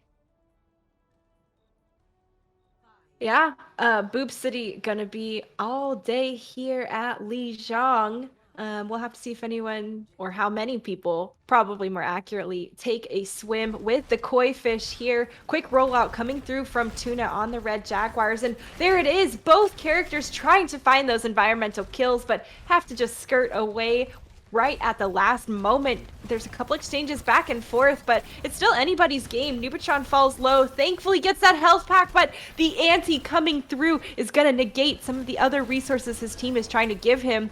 But Red Jaguars are on the run, and that's Blue Barracuda's taking it. No fear there for Nubitron, just charging right in to battle. Almost gets taken out by that anti-nade, but the rest of the team is there. Especially the immortality field is going to help keep you up, and it's just going to be all clean up from there, as that first point cap is going to be going the way of Blue Barracudas sooner or later. Here's the thing about Gardens. I mean, we saw some crazy stalls on Well, but this has to be the most sold out map in the game, just because it's pretty close spawn-wise, but there's no Symmetra, and that's usually your main way of getting back into a fight, so we're going to have to see how that affects things going forward. Look at this off angle Badger B started at and just crossed all the way over to regroup with his team. Apollo's been taken down from the Blue Barracudas, so Red Jaguars up a man, and they're going to continue pressing their advantage. Tuna presses a little too far though and does get taken down, but Red Jaguars coming up strong here as they continue to put this damage in the backline, literally into their back. And I think there it was just early picks from the Red Jaguars really solidified an amazing push from them. Now they're going to get a late kill onto Apollo. They can stabilize a little bit more. Looking at the ult bank, Apollo does have Blade, but there's no Ana on their side. So there's not going to be any of that extra healing, any of that extra damage, any of that damage resistance. So it's going to be very hard to get value out of this Blade, especially with all of the CC on the side of Red Jaguars. An early pick on a Badger B though, so Red Jaguars down an ultimate and a lot of firepower. Speaking of, there's the Ant Matrix popped by Blue Barracudas, increasing their own firepower significantly. Red Jaguars kites back to give this distance away, but you can't give distance when they've been shattered, Jag. After that, it's all Apollo just slicing them away. It is going to be a duplicate coming out now for that extra healing with that immortality field, but it's just not going to be enough. Badger B going to be the last one alive. but they can't get it done. There is going to be another stall, but I think that's the most effective way you could win that fight for Blue Barracudas. I was thinking about the blade. They're thinking, nah, we're just going to create space with the amplification matrix. We're going to shatter right into them. They do. That's the disadvantage of running a Winston. You don't have a shield to really block it. They only use 2 ultimates, so even though you see a lot of check marks right now on the side of Red Jaguars, there's still a ton for Blue Barracudas. For Red Jaguars, I think their win condition right now is just to try to grab as many people as they can, and there it is. Brav has been thrown, but Soldier goes ahead and pops his visor in the back line. There is a high noodle from Sugar. The kill comes through onto Taco, but Jag, that is going to be enough for Red Jaguars to take this point back as they just took so many people from Blue Barracudas down. They did, and they used a lot more ultimates they had done. They still have their Nano. They still have an upcoming Primal Rage. Man, Badger Beep already building up another duplicate, doing really good work there. But it was more ultimates than Blue Barracudas had to use on their last push. And as you see, Blue Barracudas, they're almost back to another Earth Shadow. They're almost back to another Ant Matrix. So if they find an early pick here, it's going to be very difficult for Red Jaguars to hold this point. Tuna's looking to juggle people off the map, and he can! There it is! Taken down, Nubatron. Red Jaguars getting aggressive after that as Apollo was just focus beamed down, 90% and counting. Jag. Blue Barracudas are going to have to regroup so quickly and definitely make some moves if they want to stall and touch this point at the last moment. The Flux is used to cross the gap over the Koi Fish there, and Blue Barracudas are getting aggressive. Tiny Bunny's the first person to go down, and Red Jaguars knows this is the last potential fight for them. Apollo's trying to make hero moves, but gets taken down. Taco is too much, and Red Jaguars are holding strong here on the point of Li Zhang's first round. And I want to get to that tiebreaker map sit-ins. I gotta say, Apollo pulls out the blade. It's just a little bit too late. They should have tried using it a bit sooner, maybe swapping to a different hero. They were finding some good dashes here and there, but just not the same dominant performance that we've seen from them all night on the Echo, unfortunately. But still another point here to try to avoid what could be a tiebreaker scenario. We'll see what these swaps come out to being in.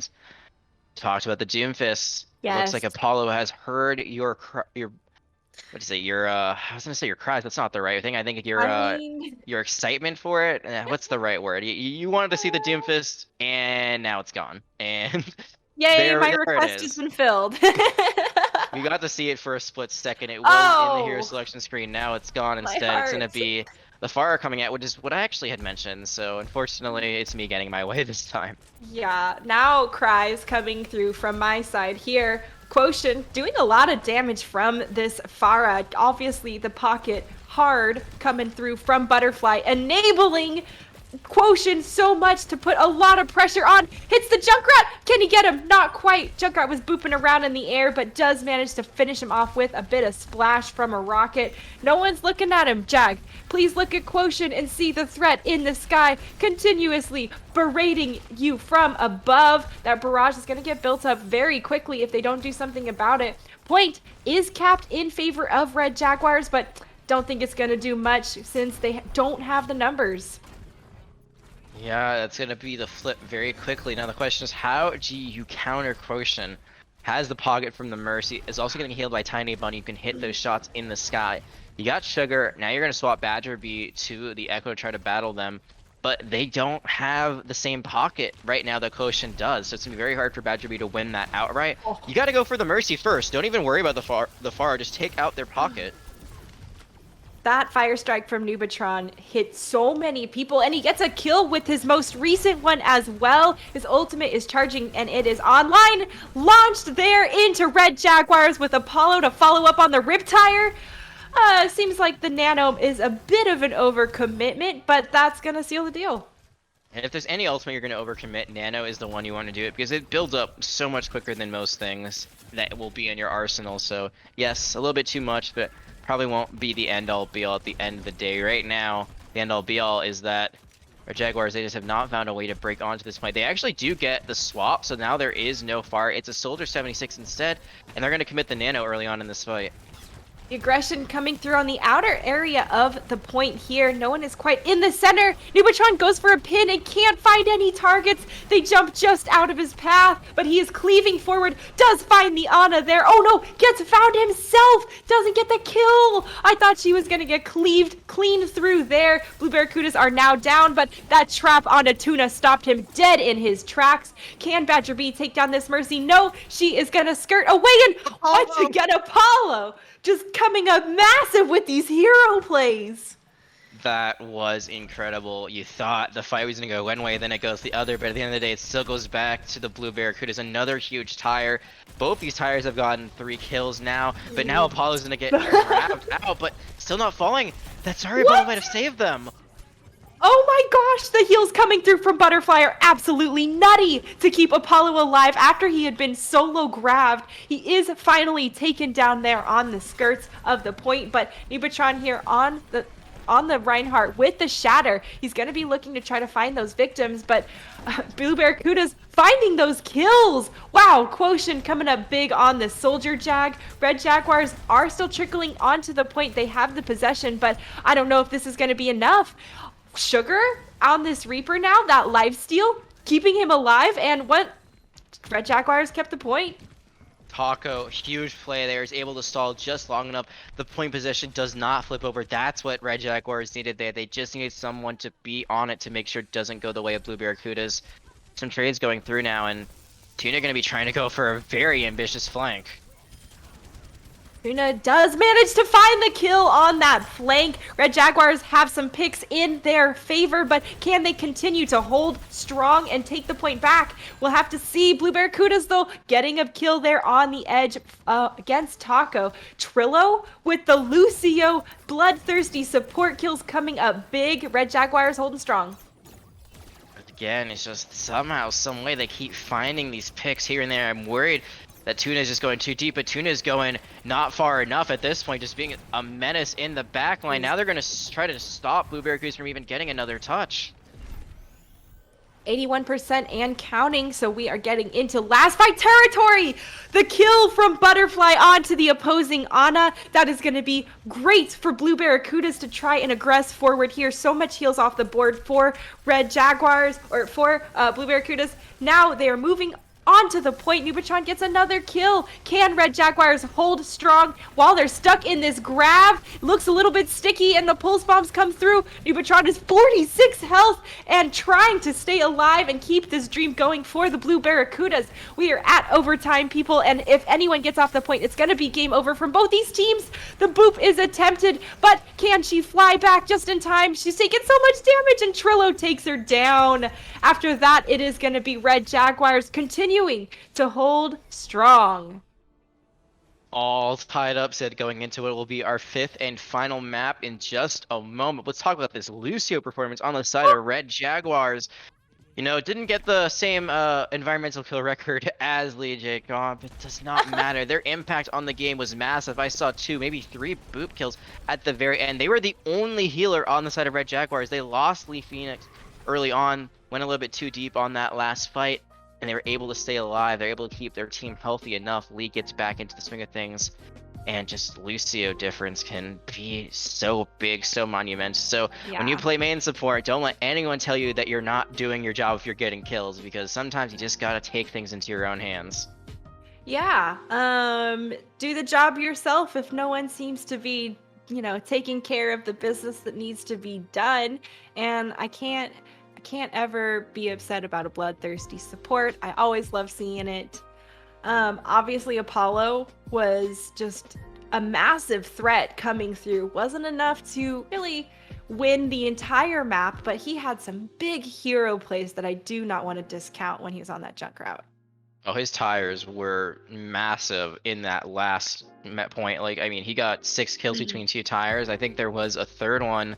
It just was the wrong target, unfortunately. Go for the Wrecking Ball. Wrecking Ball has those adaptive shields. Use them in the nick of time, able to just stay barely alive. Taco did end up falling after the tire was done, but you really need to focus those on a group of people, especially some squishier heroes. So Apollo did a lot of work there, but could not get the job done. And we're moving on to our 5th and final map. And while we get to that map selection screen, Sid, I'm going to give you some time to try to find that hat of yours that I know you really, really want to wear. So production, Yay! let's see that map selection screen. There it is. It's going to be Route 66 as our last map of the evening.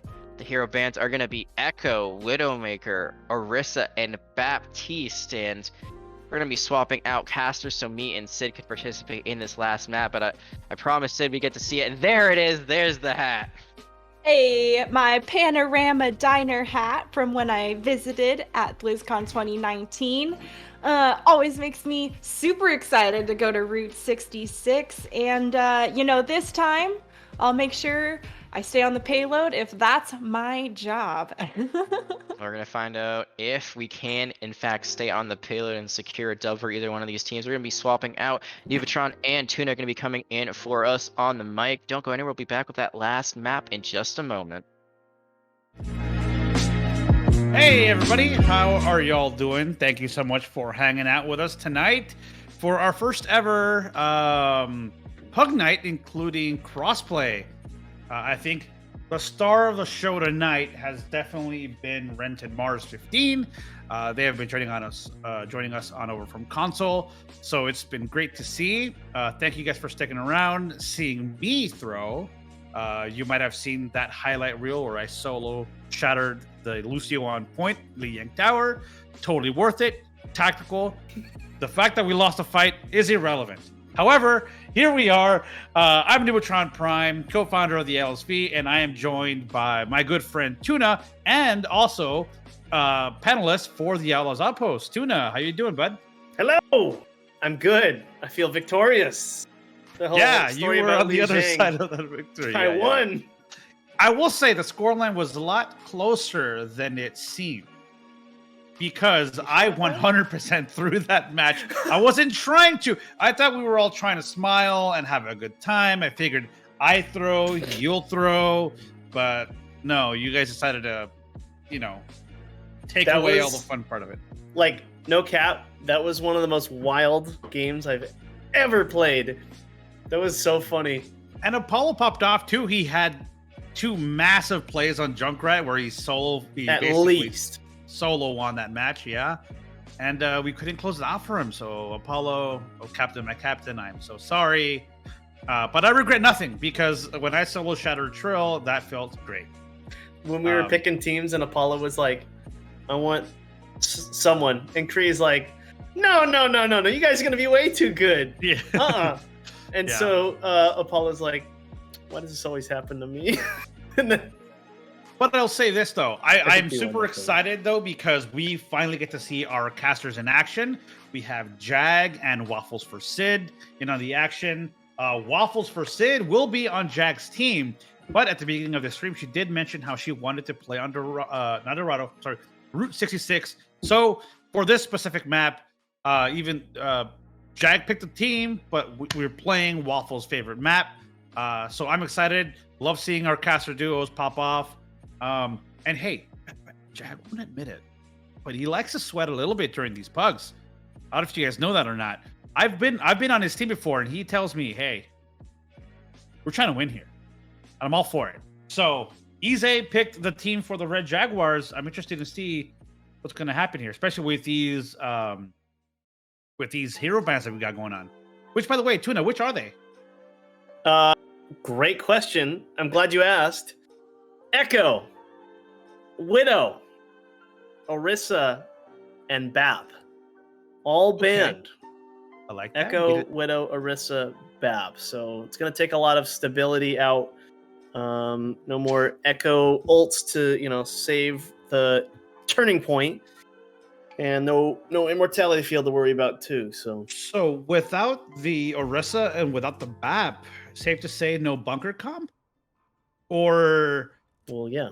does the Of course. I mean the Widow's out of there as well, but you still have you could still do double shield, right? You can still do Rhine Sigma. For now. Throw a Bastion on cart with a Mercy pocket. maybe a Moira or an Ana, and you know you can sustain for a while. So we got to be pretty interesting to see what's going to go on here. Over here we have similar coming out. We have looks like a hybrid dive combos almost from the Blue Barracudas. You got the Winston, the Diva, and you got Sugar and Apollo on the Deadlock gang meta with McCree and Ash. Should we pause for Rainbow? Or well, Rainbow's attacking, so they should be fine. Rainbow's not picking a character. Well, it's okay. They have Badger, so they'll be fine, I think. You go, Badger's already quick 10% already. Okay. Well, Rainbow does end up picking a McCree. Badger getting aggressive, 5-on-6. Jumps up again, gets slept.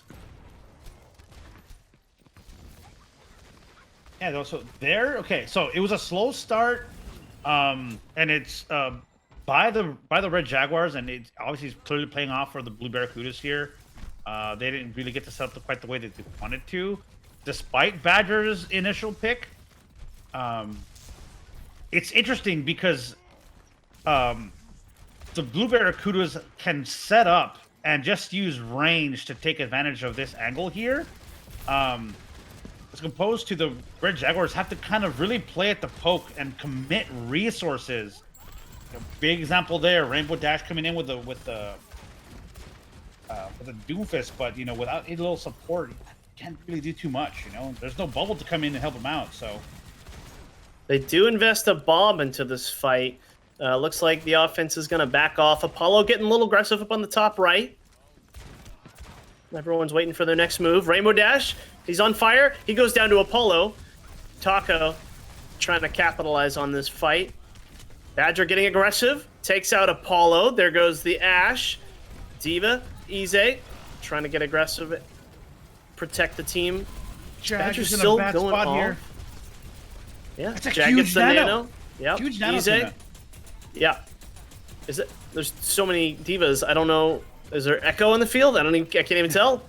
Echo's bad, my lord. They're still fighting. It feels like the end of a long fight here. They have a Primal on the defensive side, so let's see if that's going to come out. I think the story to talk about here is the sustain that came out of Young Gun and Waffles being able to keep up Jag up in that tunnel for so long, investing the nano in it, but allowing Jag to stay up and really kind of make some space for their team. It's a bit of a reset here, but this fight is so weird. I'm gonna be honest. Fight. I'm trying to cast it and I can't. I'm like, it never ends. Trill invested a nano or a beat just to flex on him. I know it. Earlier he was like, "Oh, I should have dropped the beat just to flex on them, just to show that I'm not scared." But Telepunk's gonna come out with a Dragon Strike, gonna take over the payload. It's gonna be a zoning ult. Oh, and guarding the health bag. Who was that? That was a great strategic play. That's not even a word. This honestly feels like the fight that never ends. So we'll see, despite the zoning dragon ult, looks like the Blue Barracudas can still contest here. Sure, coming in on that Reaper, not going to do too much. But hey, it forced the Red Jaguars to use some ultimates here, right? So not a complete loss by the Blue Barracudas. Yeah. So one funny thing about Sugar, he was popping off all night, and but then like last game I was playing with him, he was like, "Oh, I can't aim. Why can't I aim?" And then after he's like, "Hey man, do you have the VOD from that game? I really played well." Or I want to see my play. But he had like high noon like every other play. It was kind of frustrating to play against. Jag's gonna take a nap. Sleep here, taking a nap. Jag's probably in molding because he's Oh! Taco says, "Get out of my I hate being body blocked." Is he gonna get any value out of this? We'll see how well it pays out for him. He's actually going to jump up onto Apollo, put some pressure on a Rainbow Dash 2 in the top corner. Sugar, walking from spawn, big. And now Taco gets that nano that Winston loves to get so much. Badger floating around. Taco gets a nice view of it. He's going to try and go after the Apollo. Wait, where did Apollo? Nope, never mind. I got the players mixed up. Bob's going to come out, as Badger B would call him, Robert. That's a new one. I love that last night. And Jack's going to drop that bomb. Who's going to get? It's going to get D-Mech on the Diva. And High Noon's coming out from Rainbow. And got get blocked by Diva. And it looks like Rainbow Dash is going to get sent back to spawn. Noob, Yeah, you know. talk to me. Oh, wait. We're going to need to pause, I think. Did I see a PPP? Ooh, Rainbow Dash left the game. That would explain it. It looked like they were having some difficulty kind of connecting. This isn't the first time that we see a pause coming through, which is unfortunate. However, things happen. The good thing for us is that we have players on deck should Rainbow Dash not be able to reconnect. Yep. Okay, I got to go. I'm going to play. Are you really? No, I'm kidding. Oh, okay. I was like, I'm gonna have to solo cast this. Okay, no, I feel like we have enough players. But partner, I will say this: madness coming out of this this match, right? There's a lot going on. Despite the bat being gone, you see a lot of sustainability out there with the Lucios on the field and some Ana play as well. The dives and counter dives keep coming through. I like casting second. You like casting I feel good. Oh, okay. Like you feel like you understand. Like I usually open up casting, and and I'm always like a little like nervous, and I'm like, what am I gonna play tonight? And everyone's like, what? Everyone like tunes in at the beginning. Now I'm like, dude, if you're here watching the stream right now, you're in it for the long haul. So it's like, there's no pressure. I'm warm. I know the meta of tonight. Oh, Tuna, Jumper. I have to talk to you about something that I found. Talk to me, baby. Yeah, okay. I found in my back pocket a Twitch Prime sub, which, by the way, folks, if you're watching, you might be sitting on a Twitch sub right now. Now, these productions, right, which today is brought to you by MI Blizzard, great guy. He's been sitting behind the production desk, putting on together this show for us. Hey, if you want to help Blizzard and our casters out, do what they enjoy. Let us buy them a nice warm meal or a dinner. Hey, use your Twitch Prime sub. Help us go ahead and provide some funds for these for these producers and these casters. And hey, I mean, it's free, right? So you might have one in your back pocket. Go ahead and use that Prime sub. And that's my spiel. Tuna, back to you. Beautifully said. Couldn't have said it better myself. So you gonna take me to McDonald's, honey? I will definitely take you to McDonald's. Let me tell you something. By the way, great tip for McDonald's. This is what you do. You buy 2 McDoubles, Tuna. Okay. Run you roughly about $149.99. You then buy 2 4-piece chicken McNuggets, right? You put the chicken McNuggets inside of the McDoubles. You can put some ketchup on there or mustard, whatever your preference is, right? And then you eat said McDouble with the 4 chicken nuggets in there, all right? And you have yourself a full-blown McLinda. Now, I call that a McLinda because when I was working at McDonald's many moons ago when I was 16 years old, so then in the 1940s, that is the manager that let me make such of a concoction. So try that out. You can have a full-blown like hearty meal for under $3. Okay, so McDouble and a 4-piece chicken McNuggets with some ketchup. You have yourself a McLinda. You will absolutely love it. Trust. Well, it's just free advertising. By the way, McDonald's, if you're looking for a sponsorship, we could use something. We have all this space here and over there. So McDonald's. I mean, we should go for Whataburger. That makes more. We have more pull there, you know. You're right. I don't have a water. Well, I will say I do love the A1 thick and hearty. But Tuna, what is your favorite Whataburger burger? I have fond memories of going to Whataburger in college at like after 2 in the morning. And then like everyone from my college would be there. And it'd be like this big like college reunion. And not like a reunion, but it was like a weekly reunion. It was like a weekly thing. And I was broke, so I'd get like a honey butter chicken biscuit. So I have fond memories of the honey butter chicken biscuit. Yeah, the honey butter chicken biscuit sandwich is a great one. You know, it's funny because for the most part, all of these classic Whataburger signature meals, right? They are, as adults, we appreciate them more because we have money to spend. But I feel that the reason why Texan culture is so invested in Whataburger is when you're growing up, right? You junior high, high school, if you played any some sort of sport, you always ate at Whataburger on your away games, right? And even when you were a kid, your parents they're not gonna buy you anyone taking hearty meal. They're gonna buy you like the number one, the Whataburger Junior, things like that, right? So it's like everywhere that you went, it was always, oh, and we're back. Wait, I was listening.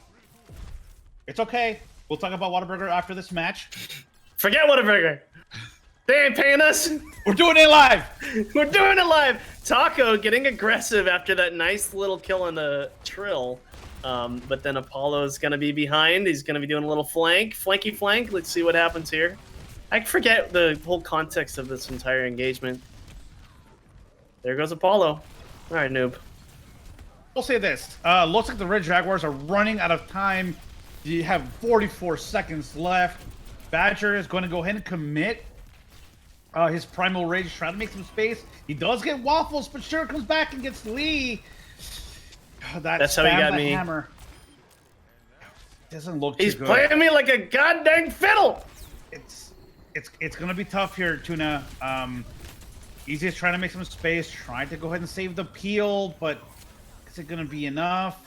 Who's Nano? Oh my god, it's Baby Diva! Right? Oh, the Diva was nanoed. She was in her mech, though. Jag escapes! With 14 health. Gets back into his mech. And a bomb in his... Oh, that's huge. Okay, let's see what he can do with it. He's going to look up into the air, and Leafy goes down. Now he's going for the other opposing Diva on the other side. Man, a Lucio beat drops the beat. Now let's see. We've got the tanks on the point with a little baby Diva. Yeah, this is going to wrap it up. Unlucky there for the Red Jaguars. They did everything they could. They invested the resources. That's going to be it for round one. It makes you wonder, were the Red Jaguars at a bit of a handicap, not having their full six? Obviously, we saw Rainbow had some difficulty connecting to the lobby, eventually dropped. I don't know if I was in the Blue Barracudas, I would almost allow a 1 minute runoff to make things fair. So, Blue Barracudas, if you hear me, you won't do it, you cowards. You won't give the Red Jaguars a 1 minute push, would you? Question mark? That's silly. I'm trying here. I'm trying to even you're it out. Silly. But You yeah, no. wish. So what do you think? Ooh, wait. what do you think Oh, I the like Red the little Jaguars gonna spot. do? Wait. Take me to that little cozy underlay. That was so cozy. It was, right? Kind of like some place that you can set up your camera, take a couple of photos, Oh. Hey, tiny bunny. Almost don't typically. Oh, hey, Bunny, how are you? Hey, bunny. And she wave. Oh! Oh. I thought she said Yeah. hi, but that was Trace Mercy. Oh, look at this team formation. Wait, is Okay. it Hog? No, Orissa's bad. Okay. Oh, Apollo's gonna come up against a nasty surprise. All right, Badger in the front of things. That Maywall comes out. He's gonna go swinging for the fences, and he's gonna back off now. So this is actually really. So yeah. I'm gonna be a little serious here. This is Okay. actually a really good idea from the Red Jaguars. They know they have to hold high here in order to stall as much time as possible. They know they didn't get very far, so they have to hold up. Jellypunk, you're insane! Telly's popping off. He just boxed out the Roadhog.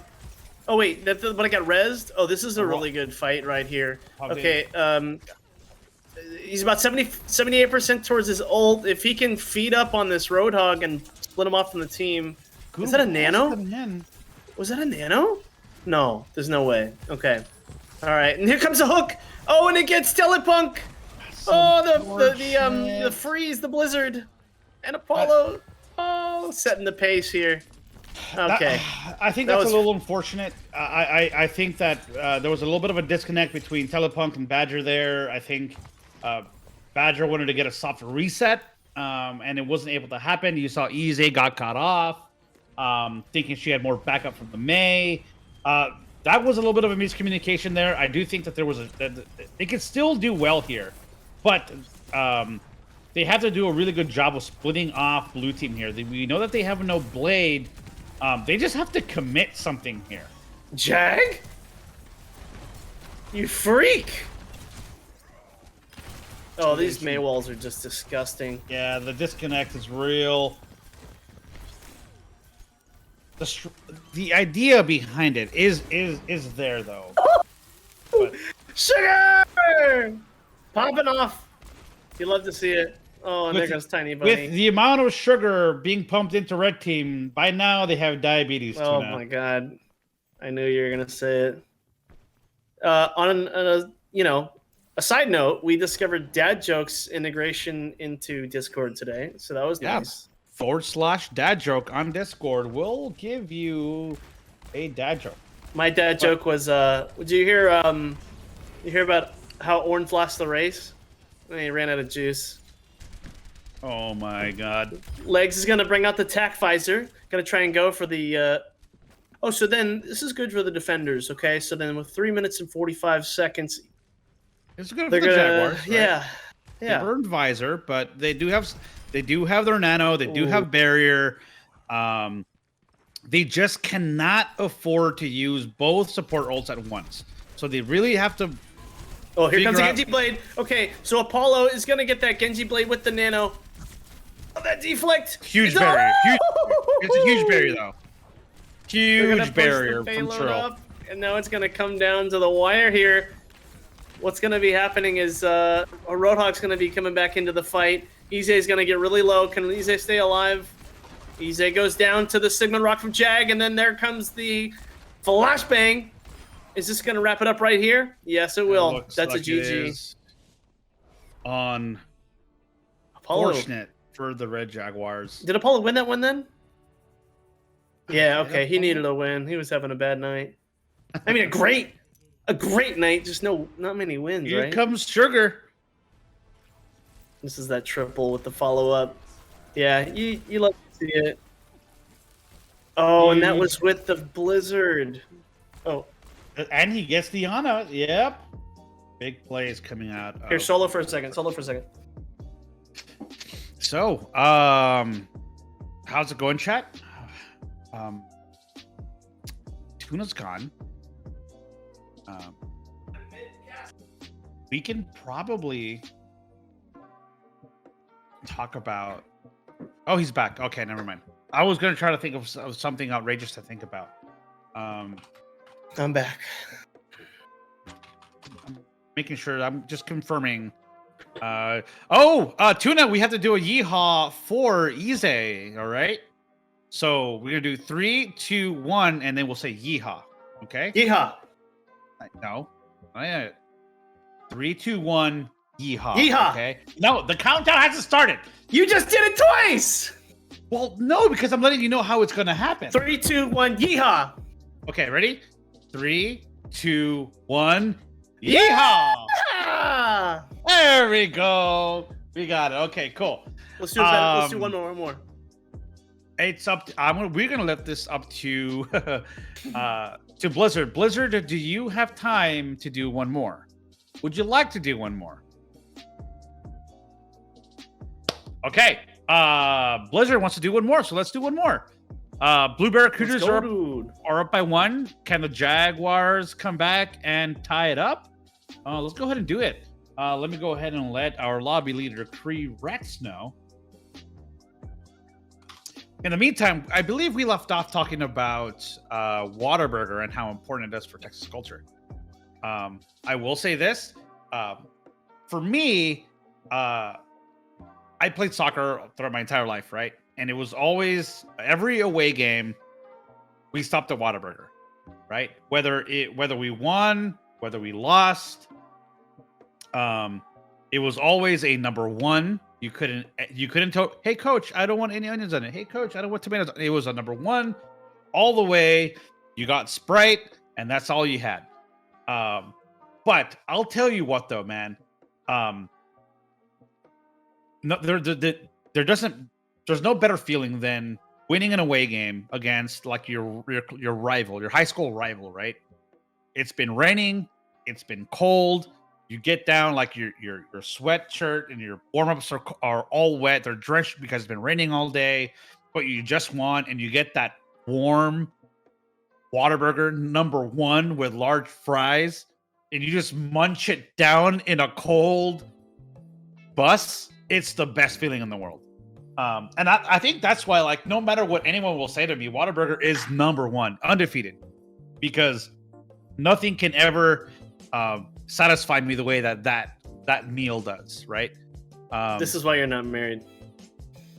I mean, yeah, probably. But wait, what does that have anything to do with it?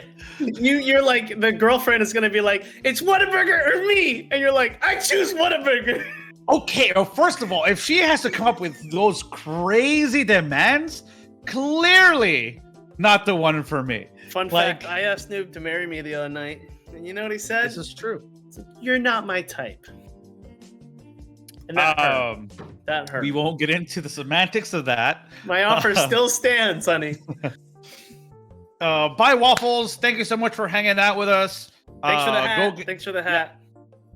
Go get your dinner. Yeah, Blizzard does rock. MI Blizzard is our producer for the evening. Actually, you know what? We need a Blizzard. Do we have? Hold on. Let me get his Twitter handle. Do I have your Blizzard? Do I have your Twitter handle? We put it on the chat. People can go follow you. Twitter, MI Blizzard, maybe? Question mark? Aha! We do have it. Go follow Blizzard in chat, guys. I just posted it on there. Go follow him on Twitter. He's a great guy. Helps us out with a lot of stuff. And as you can imagine, you know, he needs all the support that we can give him. So, Hugger, the producer today, Hugger Caster today. You know, they put in a lot of work outside of the scenes. I'll cop a follow. I got this notification today that said, I'm just sitting there, and it said, here is your confirmation text to change your Twitter password. And I was like, I didn't do that. So I changed my Twitter password today. Because someone got to my account. Yeah, guys, be careful with that stuff. Be very careful online. Do not use the same password for everything. Fair warning. That's true. I recommend that you have either a notebook or a spreadsheet somewhere that has a list of passwords for every single one of your sites. Because if not, you are going to be in for a world of hurt should one of them get hacked. It's happened to me once. I had to learn the hard way. Yeah, I had an Instagram account. It got legitimately just taken over overnight. I woke up and someone was like, there are like a bunch of models on your page. I'm like, what? And it labeled me like an athlete business. Tuna? Like, that's weird. What? Do you have a bunch of Instagram models on your account? Just one, baby. Just one. Who is it? Plug them. Me. Maybe if they're influencers, they can sponsor our stream. That's me. Wait, you're the Instagram model? Oh, okay. Yeah, dude. Not bad. This is what you're missing out on. Vogue. But anyways, so Tuna, how's your sex life? How's it going, man? What's I thought this was... We can go there, huh? Yeah, we're gonna go there. Hey, by the way, have you ever seen The Room? Oh, hi, Mark. How's it going? Yeah. I saw the disaster artist at Alamo with the guy, Greg. Oh, okay, cool. He did like a Q&A. By the way, chat, if you have not seen The Room, please watch The Room. It is a phenomenon in the sense that like the actual movie itself was so outlandish, it doesn't make sense, but when you see it, you just understand it. It's yeah. I think everyone's seen it, right? I hope so. Oh, but Ize has a question for you, Tuna. Yeah, I'm not checking chat. What's up, Ize? How do you think the meta will shape out after the Echo and BAP nerfs? What's the Echo nerf? Her ult charge is slowed down significantly. That's a good question. I mean, we're talking about Overwatch League, right? Or are we just talking like our games online? It's an experimental at the moment. So like, yeah, Overwatch League. I don't know. This stage was pretty nutty. Seeing Dallas lose at the end. I was watching that whole game and I'm like, dude, Dallas is gonna win. Dallas is gonna win. Dallas is gonna win. Dallas is gonna win. Yeah. Until that last run through a Junkertown, and I'm like, oh my god, Dallas is actually gonna lose this. I do think they shouldn't have swapped off of what they were winning with. It just seemed like they kind of like lowered their game a little bit. But I'm dodging the question, which is, what's the meta gonna be? I don't know. That's what I love about the league, is it always finds a way to like surprise me. Like, I think about a month ago, I was like, I hated Echo. I thought Echo was really stupid and silly and broken.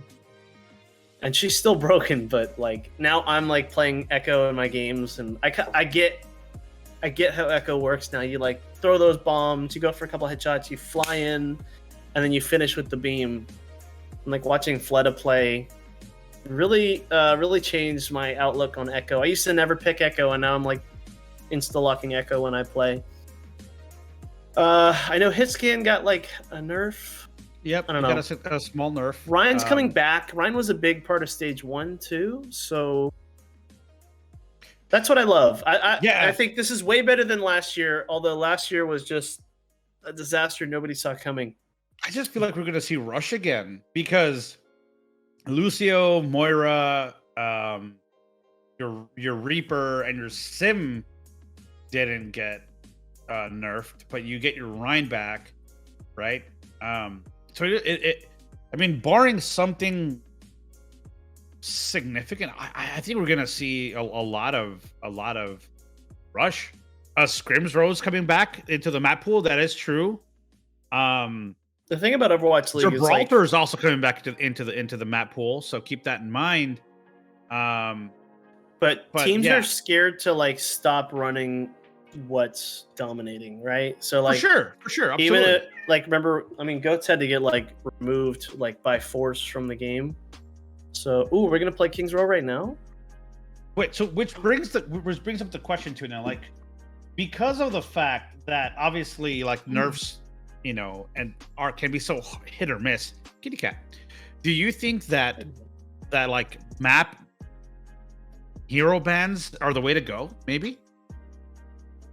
Like, do you think that maybe like, League? Yeah, like instead of banning a certain amount of heroes per stage, should we just not ban heroes per match, kind of like they're doing like in all these other mobile games or something?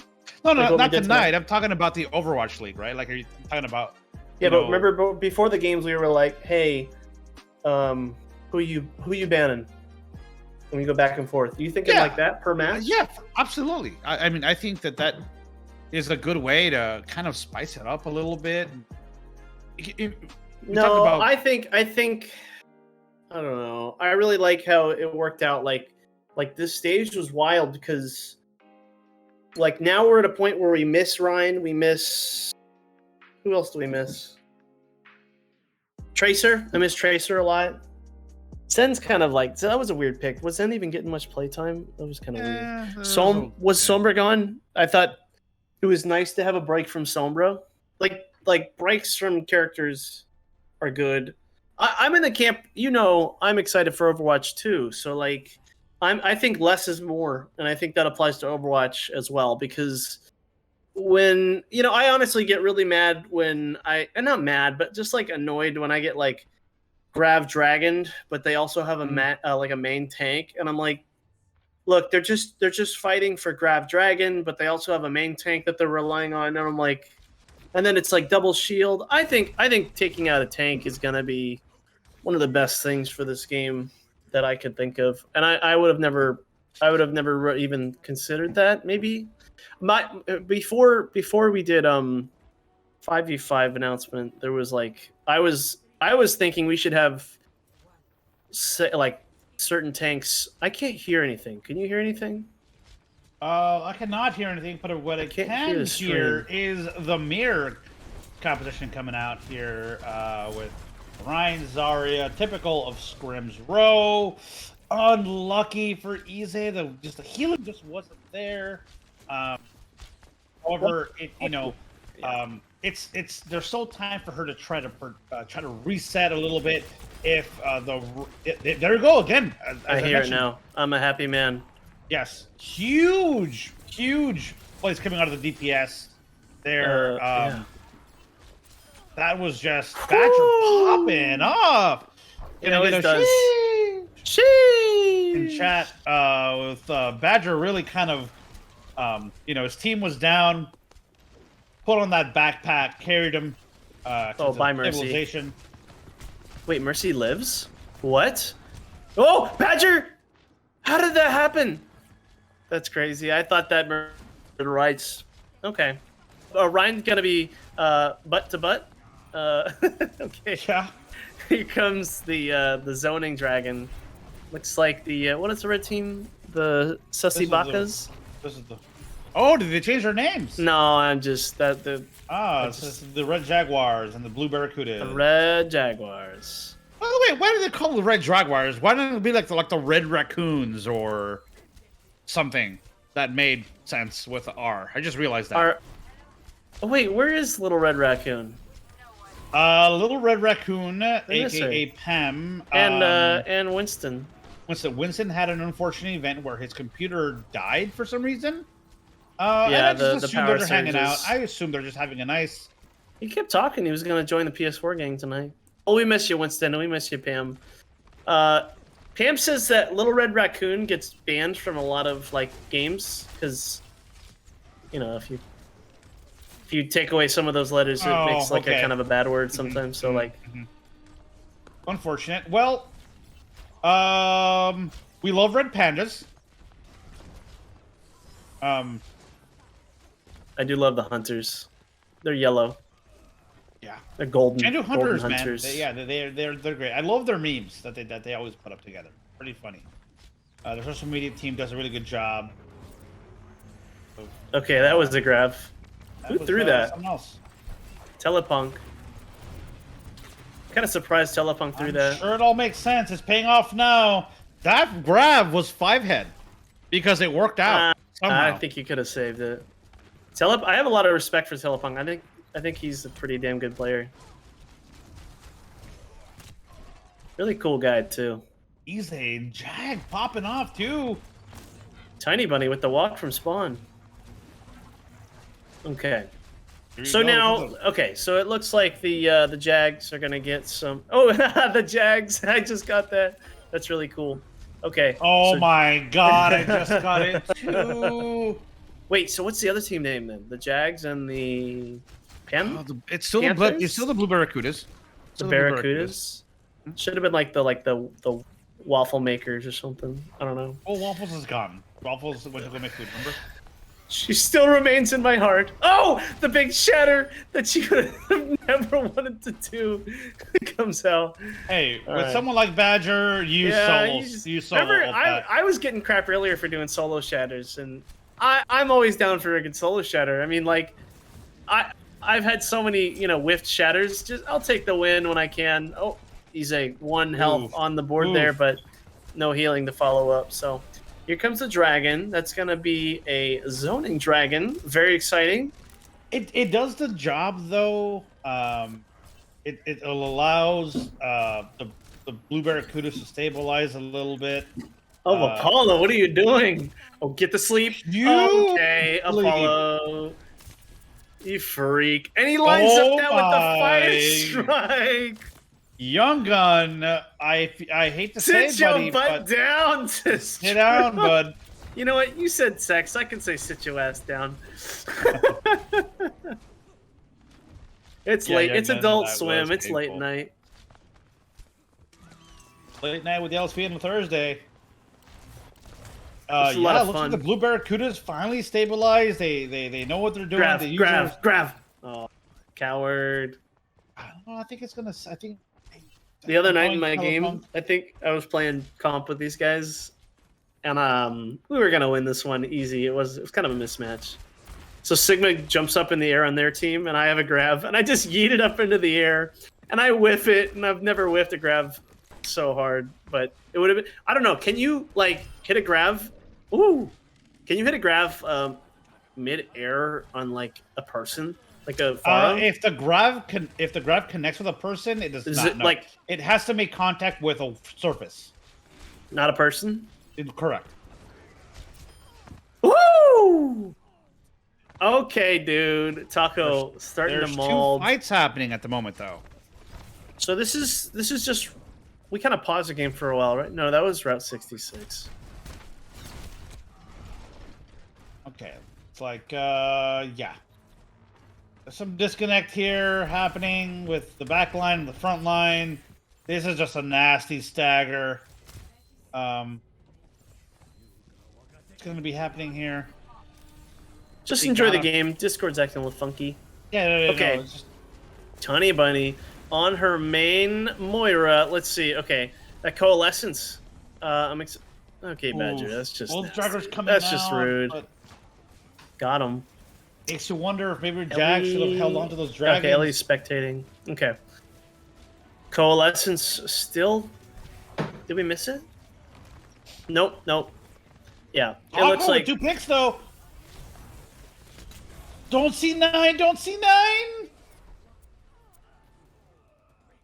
yeah, it's hard to play into a coalescence like that. Well, they didn't have any ults. Oh, they had 2 picks though. They totally see 9. They fell back. They saw the Rhine pushing. They were up 2. They could have just committed. Yeah, that is unlucky. You know, this is Taco playing gave out them an just like the opening. last game.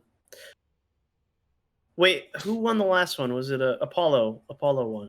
Yes. So the Red Jags won last game. Okay. So Yeah, it's good. We're running into the same scenario. So Apollo's team, they stopped around the same point on Dorado, right? Or no, Route 66. I mean, I'm sorry. They got around Yeah. that second checkpoint past the corner, and that was it. This map is kind of like a backwards Route 66, you flip it over on its side. yeah, Think you know, about it. actually, Think about it. So Except the Junkbuck payload actually, is. Junkbuck, coach for the Houston Outlaws, actually hates this map. Yeah, you sat down with him the other night. I had a lovely conversation with him and Piggy.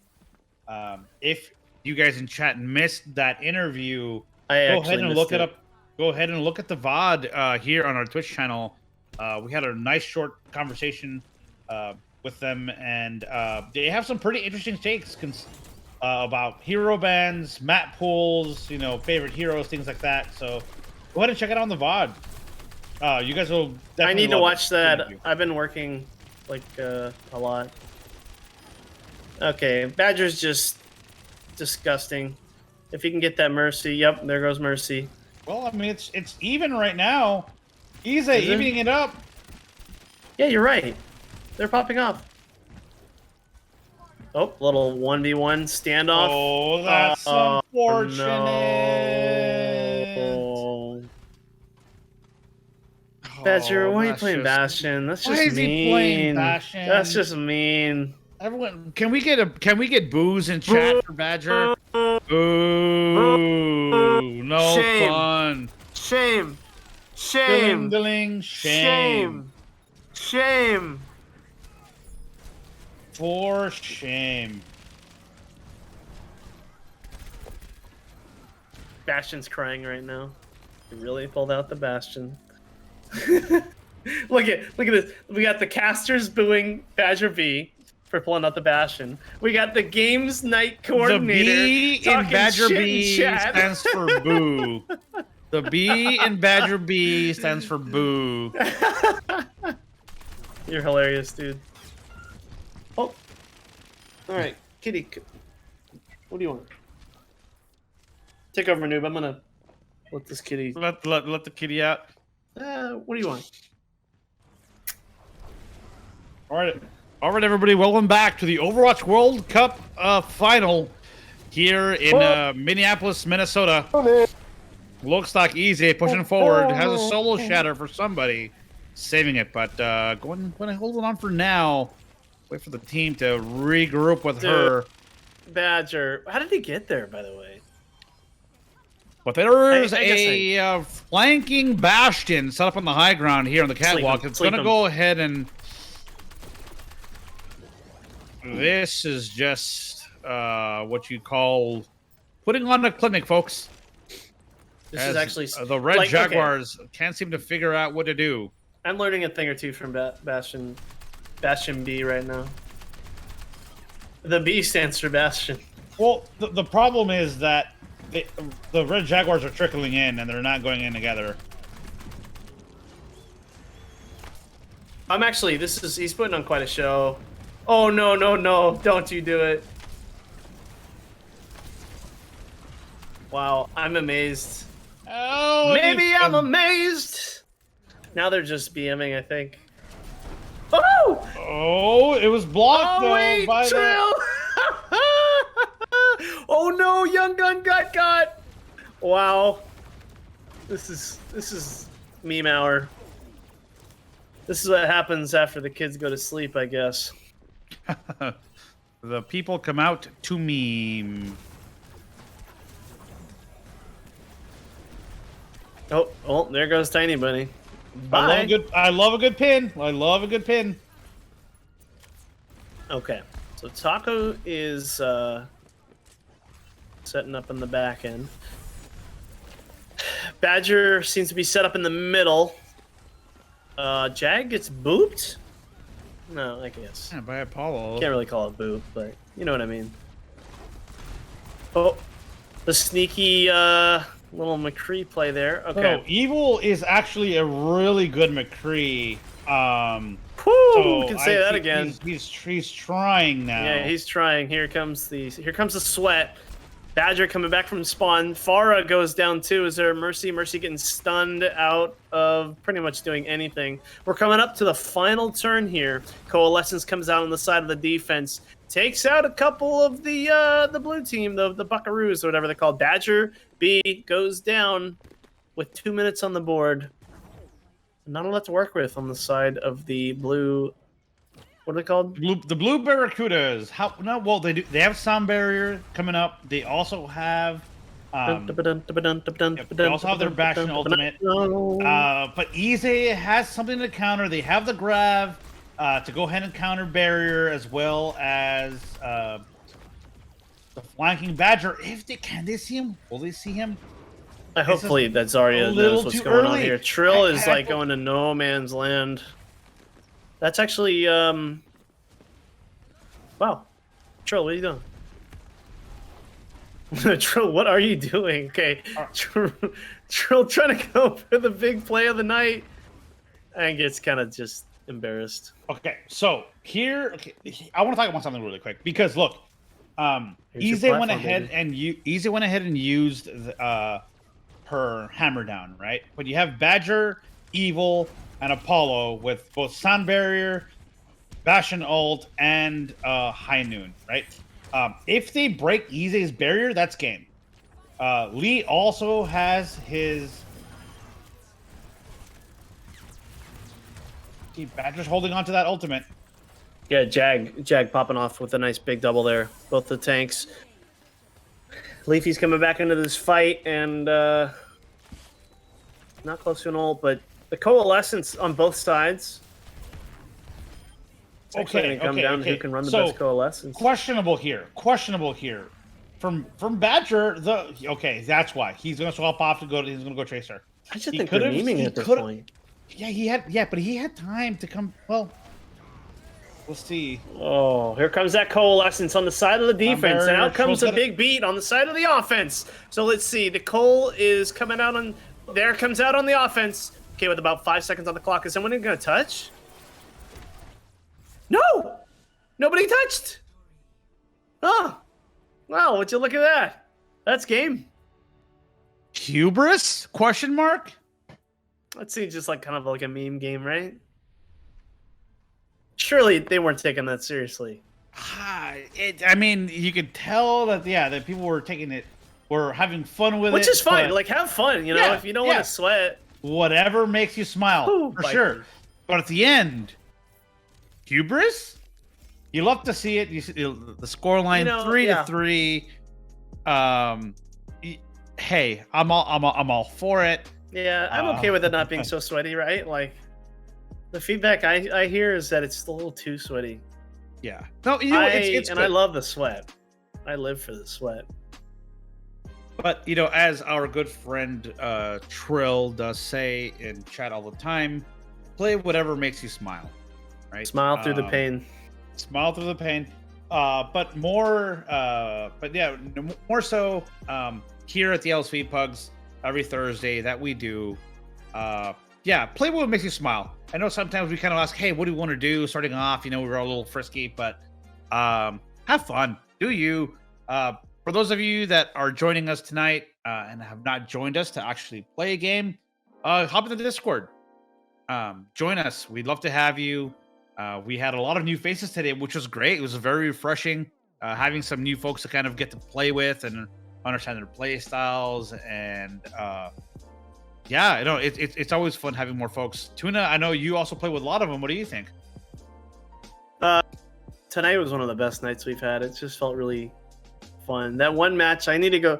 I always go back and I watch like the highlights of these things, and I have a feeling that Li Jiang or you and I faced off against each other is going to be pretty nutty to watch. There was one thing where like, I think I was Winston, and I'm like, you're on the point defending, and I'm Winston, and you charge. It's like to this like big 5-on-5 fight. Someone boot me, or Lucio boot me. You were like the last one, and you charge, and I'm just like, bye, see you later. And someone boot me. I forgot who it was. Oh, you what? Across the map? Yes. Okay, dude. I was gonna pan that ass, but I got booted. If we got married, you could be doing that a little more than you think. Check the VOD. Check the VOD. But guys, it's pretty late.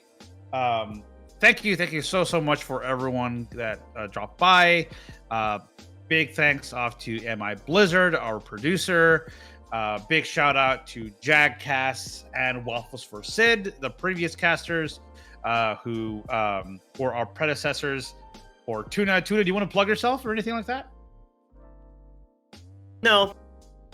Alrighty. He doesn't want to plug himself. I'm at Nubitron Prime on Twitter. For those of you that are still here, keep your eyes on our social at our socials at LS Vanguard. We have a lot of really cool stuff coming up. We are facing off against the Fahrenheit 214 on July 8th at the Outlaws Twitter at twitch.tv/Houston Outlaws. That's going to be a fun one. We also have some more fun interviews coming along with some of the players and staff from the Houston Outlaws. So keep your eyes peeled on that. And I think that's pretty much it, everybody. Thank you so much once again for hanging out, and we will see you guys on the next one. Bye, guys. Bye, everybody. Much love.